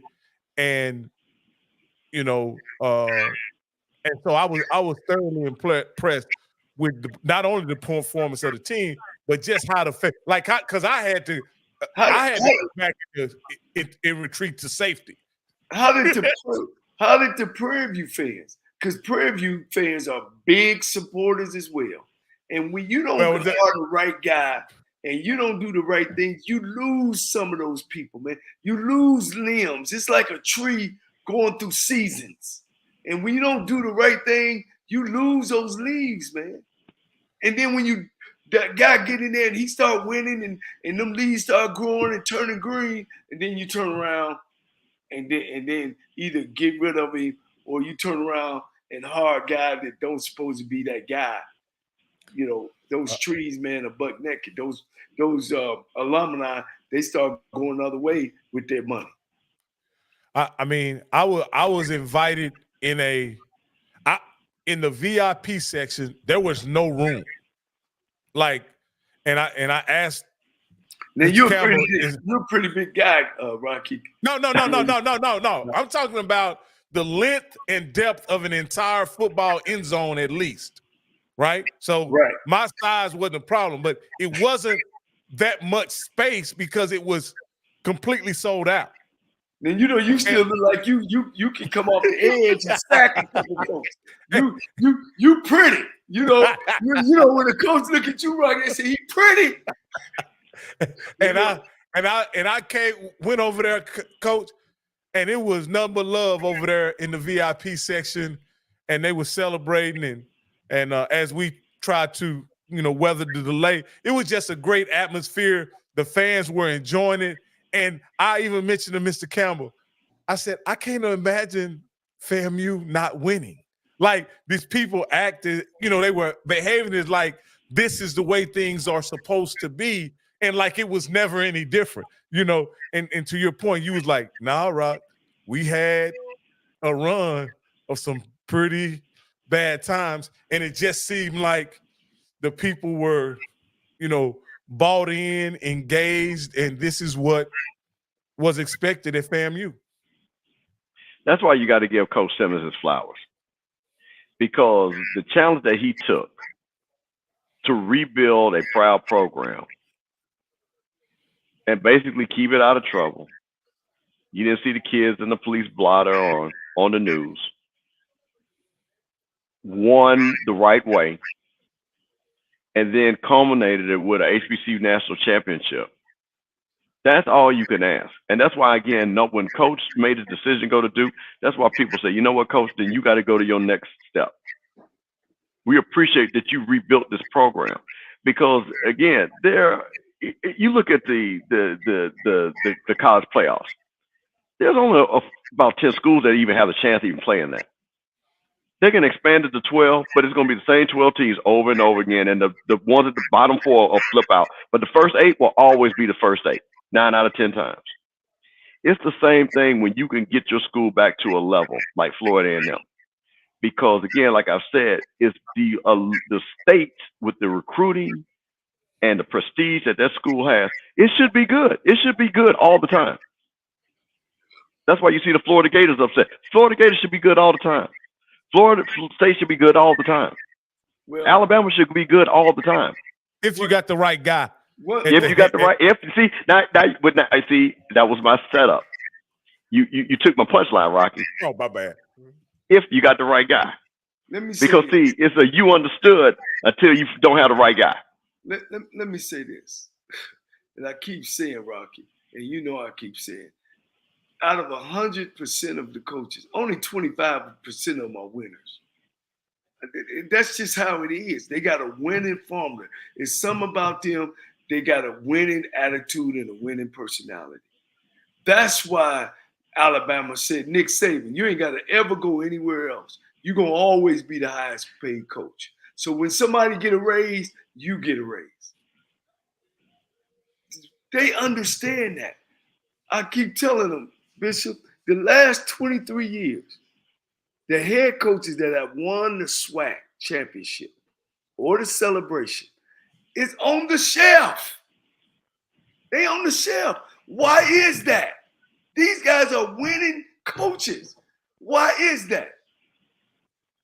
Why is that black coaches HBCU coaches win championships and then they get put on the shelf. Why is that, Coach? Well, see, this goes back to the same. And I mean, you talked about this. Yeah, and Rocky, I'm going to tell you what we need to do when me, you, and Coach are back on. We need to go and pull the resume of all the SWAC ADs and look how long they've been in a job. And what you're going to find out, Coach Cole, and what you're going to find out, half of them will not even know the coaches that you're talking about. Right. I'm telling you. Right. I'm telling you. Right. These are people that have been put in these jobs that are not equipped to do the job because of experience, but because people, the transition and things like that, you got to really, and see, I don't have a problem with younger people, okay? I really don't, because I was a young person at one time.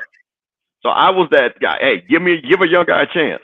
But I also know there comes a time, to your point, Coach, I can't expect a young guy to know the greatness of who and what you are and the coach you're talking about if they haven't been around it. How would they even know? Yeah. So they see somebody on Instagram. Look at all the winning coaches in PWIs.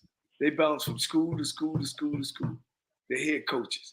And then here comes some young coordinator or something, and boom, he get a job. You know what I'm saying? That's just what they do. And then some people make bad point after bad coach after bad coach. Well, what I think, see, this is where it goes back to, and again, I'll bring up PWIs, and you can bring up any blue blood school you want to, right? AD, Mr. AD, I know you like your salary, and I know you love the amenities that come with the prestige of having your office, but you only can keep that job if we have a successful football program. Like that's the deal. And if you do anything to hinder that, you're immediately gone. Immediately. They're not gonna tolerate AD interfering with the success of the football team. They're just not gonna do. But look at these new hires. They went and got winning coaches from other schools. Texas A&M, where that guy come from? Oregon, didn't he? No. See, so the guy, yeah. So let's look at the Texas A&M guy. The Texas A&M AD is actually from, okay. The AD at LSU is actually from Texas A&M, right? Was AD at Texas A&M. And so the reason why Jimbo got all that money is because when that job came open, that AD, I think, considered bringing Jimbo to LSU. And A&M didn't want him to leave. They paid him all that money. But ADs at PWIs are more or less fundraisers than football operations guys or operations guys. They're fundraisers. You know what I mean? Let me say something funny. If Nick Saban leaves Alabama, right? You think they gonna hire a coach from Kent State to be his replacement? No, they gonna hire who came in second place, who came in third place, who came in fourth place. That's who they gonna go hire. They ain't trying to start over. They're gonna get a national championship coach because that's the profile that they set up. They went and got Saban after he was at, they just took him from Miami, because he had won at LSU, right? They're not playing around like that anymore. They're not taking any chances. And again, I think FAMU is in FAMU, Southern, Jackson State, Grambling. They're all in the same category as far as I'm concerned with the HBCU brand. They should not be taking chances on coaches. But here's the situation with FAMU in this situation. By installing somebody that's already part of Willie's program, I don't think that's taking a chance. No, that's what. It's not. Let me throw this at you. I thought Grambling did a great job of hiring Mickey Joseph. He's a championship coach. He's been on the 1A, AA level. That's a bam. How y'all feel about it? Hell, he way more. Hell, he'd been more in a position to take over the Florida A&M job than this guy that they got. What y'all think? Well, Coach, that's what I agree with. And also, this is the thing about with Grambling. And kind of what happened with Jackson when they hired Dion. And Grambling's my day hit rock bottom. So they said, you know what? Let's get a young, energetic guy that's going to look good, that's going to work really hard to rebuild this program. And that's what you really need. So when you look at that, now if you bring a Mickey Joseph to FAMU, I love it because you know what? He's, again, young energy, and he's going to be able to recruit, and it's going to say, hey, we're going to keep all this, and I'm going to go get more guys. Right. I'm going to get more guys. So that's the thing about it. So again, and you would have looked at it, he had been in Nebraska. He had been deemed to be an intern, at Nebraska. He'd been at Alabama State. He was the head coach in Langston. He was the coach at Nickel State. He was on a national championship PWI with LSU. He recruited. He recruited 5 wide receivers that are Pro Bowlers in the NFL. Rocky, yes. Can you say that? Yeah, I mean, he recruited Chase. I don't. Okay, Mickey is one of those guys. Had he been Caucasian or white, whatever you want to call him, he wouldn't be looking for a job. Well, he would have had the Nebraska job. Yeah. Let's keep it simple. Trevor Alberts would have hired him. Right. Yeah. Just like he did Scott Frost. What is the difference between Mickey Joseph and Scott Frost? I mean, when you won a national championship, but far as for talent and who he was, they are the exact same player. Yeah. And they both ran the option and they couldn't pass. Thank you. The exact same player. And Mickey Joseph got his head coaching experience, had to get it at an HBCU, whereas Scott Frost got his head coaching experience at a group of 5. That's kind of the difference. The track is different for a black coach. Ain't no coach, question. I want to play this video right quick, guys, and I'll play it and we'll get out of here. So let me set this up right quick for you guys. If you guys didn't know, 3 black coaches won state championships in Texas this past year at the highest level of high school football. Anybody who knows about high school football, knows about Texas, knows how important Texas football is. And when you talk about coaches, you're talking about the likes of Art Briles. I believe, I'm not sure Hugh Freeze was a head coach, but he definitely was a position coach in Texas high school football. There's a number of guys that have been high school coaches in Texas that have ascended to the highest level of coaching at the Power 5 level.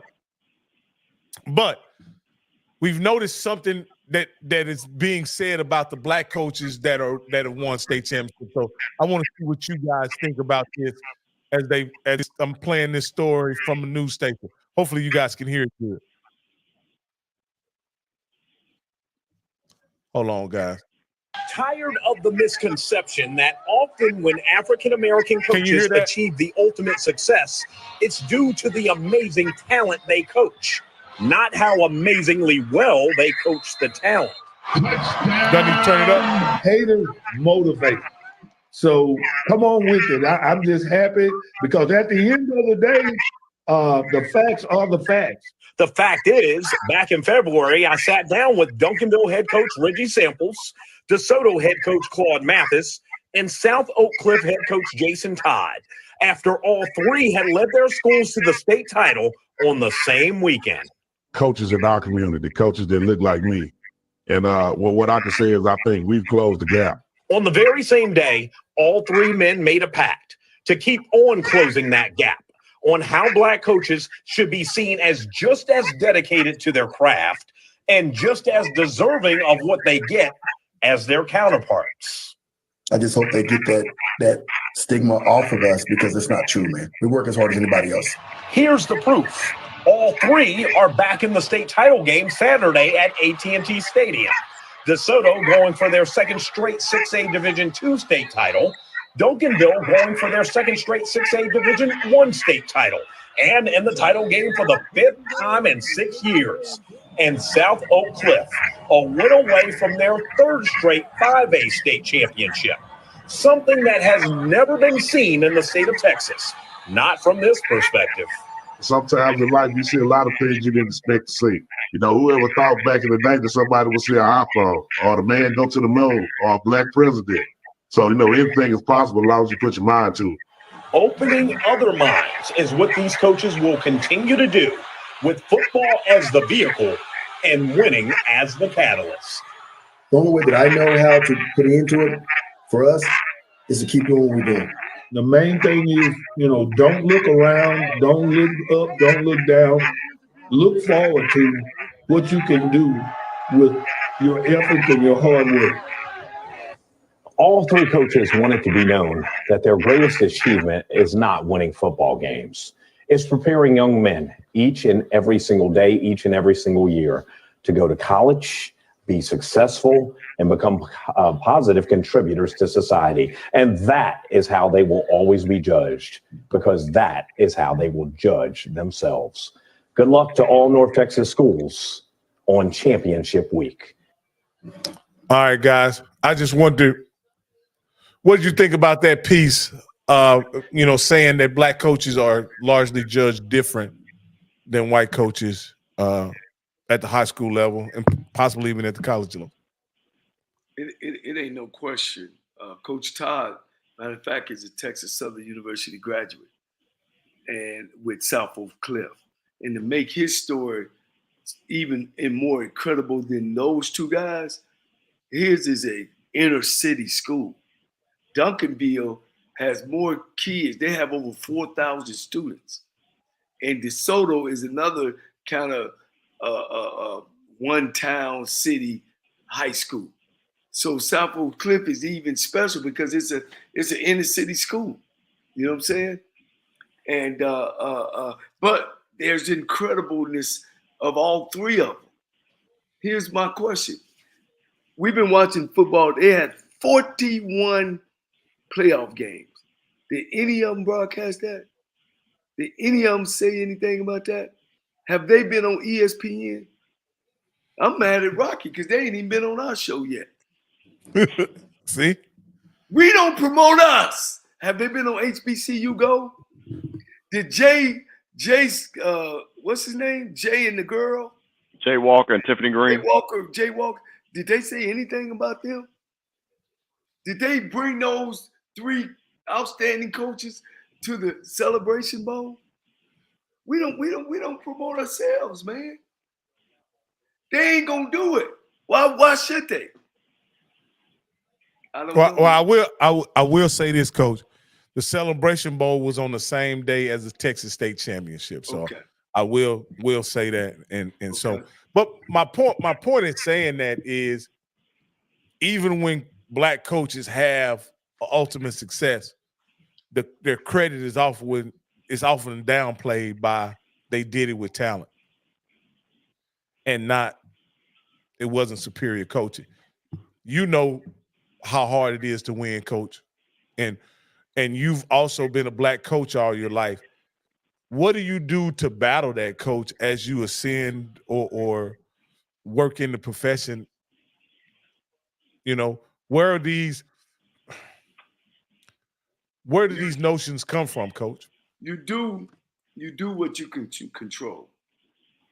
How you present yourself, how you look, your presentation. That's how you try to get around it, you know.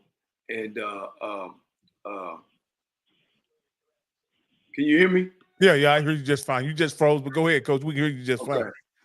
But that's how you can only control what you control. And I know, when I used to recruit, I wore but it's different now than then. Then when I was coming through, it was your presentation. You know what I'm saying? I had to make sure I was groomed. I had to make sure I spoke well. I had to make sure that I dressed well. I couldn't be like them. You know what I mean? When I walk in the room, knowing that I was representing the black school, I wasn't wearing a warm-up suit. I wasn't doing that. I wasn't carrying myself that way. You know what I'm saying? And I learned a whole bunch of things from them. Learned a lot of things from when I came through a black school and a black high school. You know what I mean? Where the locker rooms weren't clean, where the place was dirty. You know, my mother always told us, you know, when she raised 9 children and we lived in the side of a duplex, cleanliness don't cost nothing. Ironing your clothes don't cost nothing. You don't have to look like you don't have. So those are the things that I think that why we get a bad, we don't love and respect each other, I think. You know what I mean? We don't take each other serious enough. We don't promote each other like we should. So, man, you know, and we always step on each other. I know that's called what? Crab in the bucket. We always step on. We always want to look and find the negative on that person instead of the positives. That's my experience. And that's what I see. I went to a black elementary, middle school, high school, college. And I also worked at black colleges. And that's what I see. That's my experience. You know, Mr. Campbell, as a businessman who's worked in corporate America, was your success also downplayed the same way that black coaches are? Well, yeah. And I was thinking about the coaches, but I wanted, and I think coaches are going to understand this. You know what's also, it's about opportunity, because the pipeline at a high school coach that would be that successful, there are so many other PWIs that would give him offensive coordinator job or defensive back job or running back job. And that's how they start their place. So when you have a coach like these great coaches, their pipeline is at HBCU, and then guess what? We can't even pay them what they're making as a high school coach. So why would I be able to leave? I can't leave to go to Texas Southern and be the OC when I'm making more money being the head coach here. So our greatness is already stunted by opportunity. That same white coach in Texas that we could go, that you talked about, can go to a mid-major Texas school, right? Make more money, and then now he starts to move up. If those three guys was white guys, they'll be getting either one double-A job, like Art Browse, like the guy that went to SMU, then he went to Arkansas, and then he got let go at Arkansas. Sam Morris, yeah. I don't know where he's at now. It should be this, but it ain't.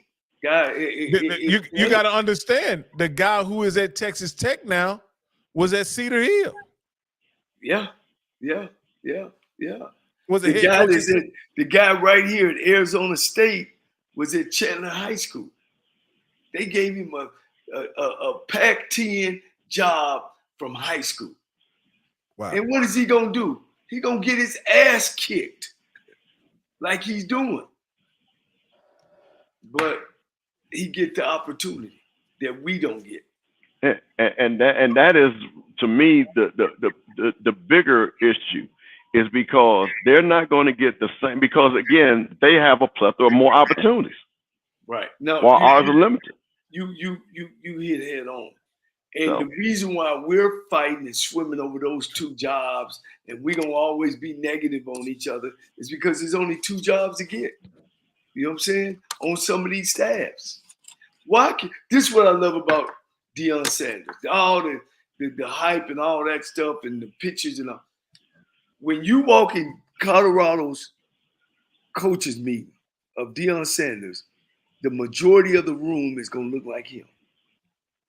I guarantee you, if you walk in Penn State and I can't think of the coach's name. He's been there for a while. James Franklin. The room ain't going to look like him. If you walk in Merlin's Coach Loxley, the room ain't going to look like him. But the championship coaching staff that coached Tampa Bay, what was the white guy's name, the head coach? Hey, he wore Bruce Arians. That's why I like you on here. Thank you, Coach. His coaching staff didn't look like him. He had a black coordinator, a black offensive coordinator, a black special team coach, and other coaches all around. And I think all of the coaches were black. Yes. On that staff. Yes. And he had a woman on the staff. And you're right. And when that day changes for the better, then I'll say we've made some moves. You know what I mean? We're making some moves. Until then, and like you said, we can't make mistakes like your girls, Miss Sykes, just did at Florida A&M. We can't afford to make the mistakes, Coach. We can't afford it. I'm hoping that this is not true, but you say y'all got to. Coach, I'm gonna tell you. Sources. Coach, I'm gonna tell you something. I'm gonna be a squatter because if this goes down, I'm gonna have to come back next week. Coach, I listen, Coach. I'm gonna have to be a squatter one more week at least because they said we got to get off our chest. Hey, look. We're going to have to get some of that Florida A&M donation money over here. Man, listen. All day long. Listen, Coach. I will call them and I will tell them because we will have to do a telethon. Hey, we just going to have to do a Florida A&M show, baby. Listen, Coach, just like I say, so I'm just telling you, I hate to say it. You're going to be like, Coach Campbell's on here again? No, wait a minute. No, Coach. No. Hey, see one thing, Coach, we talk about is we talk about knowledge that we know, firsthand information. We ain't guessing, and we ain't going. We got resources and people who call in to us, and our challenge is real. We ain't guessing about nothing. Yeah, Mr. Campbell, you're an integral part of HBCU sports at this point. You don't fashion yourself as a sports media guy, but with all that you know and all that you contribute to the media space, man, you're a sports media guy, and so you're welcome on this channel anytime.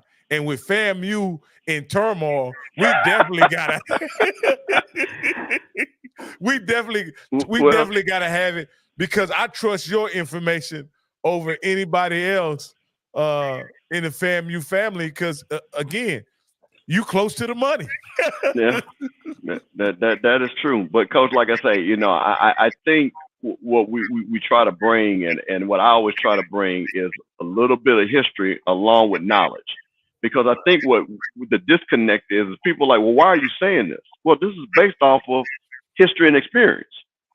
And if you understand that, now this goes back to our AD. If she had the history and experience. Because you know what's funny, Coach? I do have to say this. On the booster call, right? Now you got in the booster, those are the older alumni. And Coach Hubbard, Rudy Hubbard, which I know you know, Coach Hubbard, yes, basically was interviewed by the Tallahassee Democrat, which is a local newspaper. And Coach Hubbard said, you know what? Why would you not select one of the coaches from the staff? You know the first thing the boosters quoted? Coach Hubbard. Because of his experience. Yeah. He had done it. It would have been a safe hire. It would have been a safe for her sake. For her sake. Coach, I made the analogy earlier on Scotty's show is that this is a case of the rich auntie putting raisins in grandma's potato salad recipe. You know what I mean? Like she just needed to keep the Mrs. Dash, the onions, the bell peppers, the whatever, just how grandma made it. That's all you got to do is just keep whatever the rest. And guess what? Here's the cool thing about this situation. Coach Reg knows the recipe.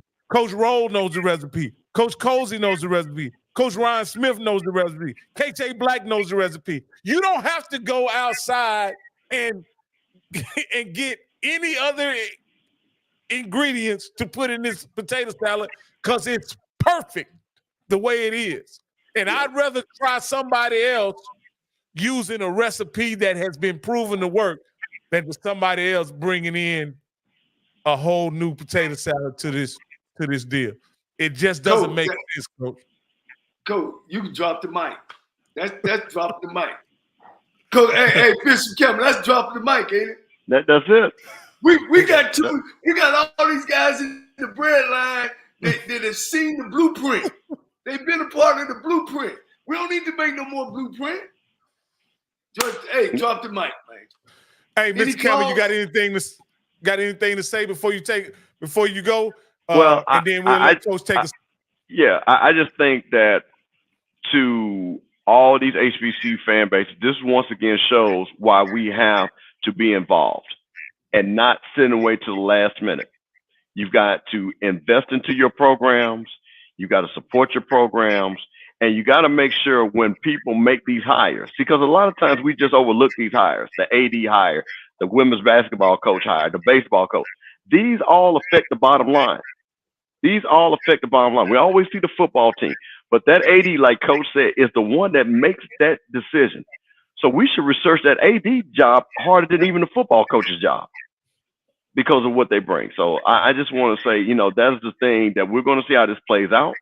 It's going to be very interesting. And then again, if she does hire Coach Gibbs, and then, like I said, me and Coach will have a 5-hour show, Rocky. You might need to start this thing at 5:30 in the afternoon because we'll go until 12 midnight.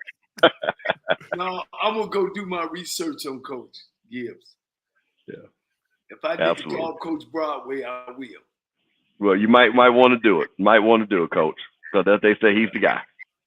Well, you already know somebody who knows him, and I suspect you'll be doing your research, if not this week, or definitely over the weekend, talking to your guy in NCCU, and so Coach Trey Oliver, and find out, what the deal is. I'm looking forward to getting a report as to what Trey's assessment of Coach Gibbs is. I definitely am looking forward to that. I got you. I got to give him a call. I got to find out who this guy is. That's what you text me. Yeah. That's why I text you who that. And when you said, I don't know who this is, I was like, oh, that's not good. Because anybody that can coach in the last 20 years, Coach, you know him or heard of him. Yes. When I mentioned the name Chennis Berry, you knew who that was. When I said Terrence Graves, you knew who that was. Eric Dooley, Mickey Joe, like you knew. You could tell me where all these guys had been and what they had been doing. That's right. It was almost like you were an encyclopedia of coaching. Because they've been coordinators before. They've been under championship coaches. They've been in winning programs. So I've seen their body of work. Even when I wasn't familiar with Cedric Thomas, and you were able to roll out his resume. He was here. He coached with Fred McNair here. Then he got this job. Then he went here. And you were like, I'm like, Coach, did you know? And then you say, why you ask me about that? I say, he's the coach at Alcorn. Really? And I was like, yeah. She said he said they already hired him. He said, they didn't hire Fred. And I'm like, yeah, but they've hired this guy. And I sent him the link to where new head coach of Alcorn State. And he was like, yeah, they hired him. Yeah. And, Fred's out in the cold right now, but hopefully that situation gets resolved for him and TSU. Right now, that situation it's ugly, man. It's ugly, Coach. It's ugly. All right, Coach, you can take us out now. Hey, man, look.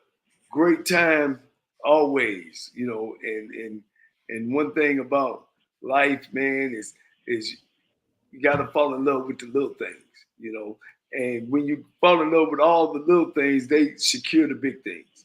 So if you feel yourself at the end of the rope, tie a knot and hold on tight, Bishop, because ain't nobody bad like you. How about that?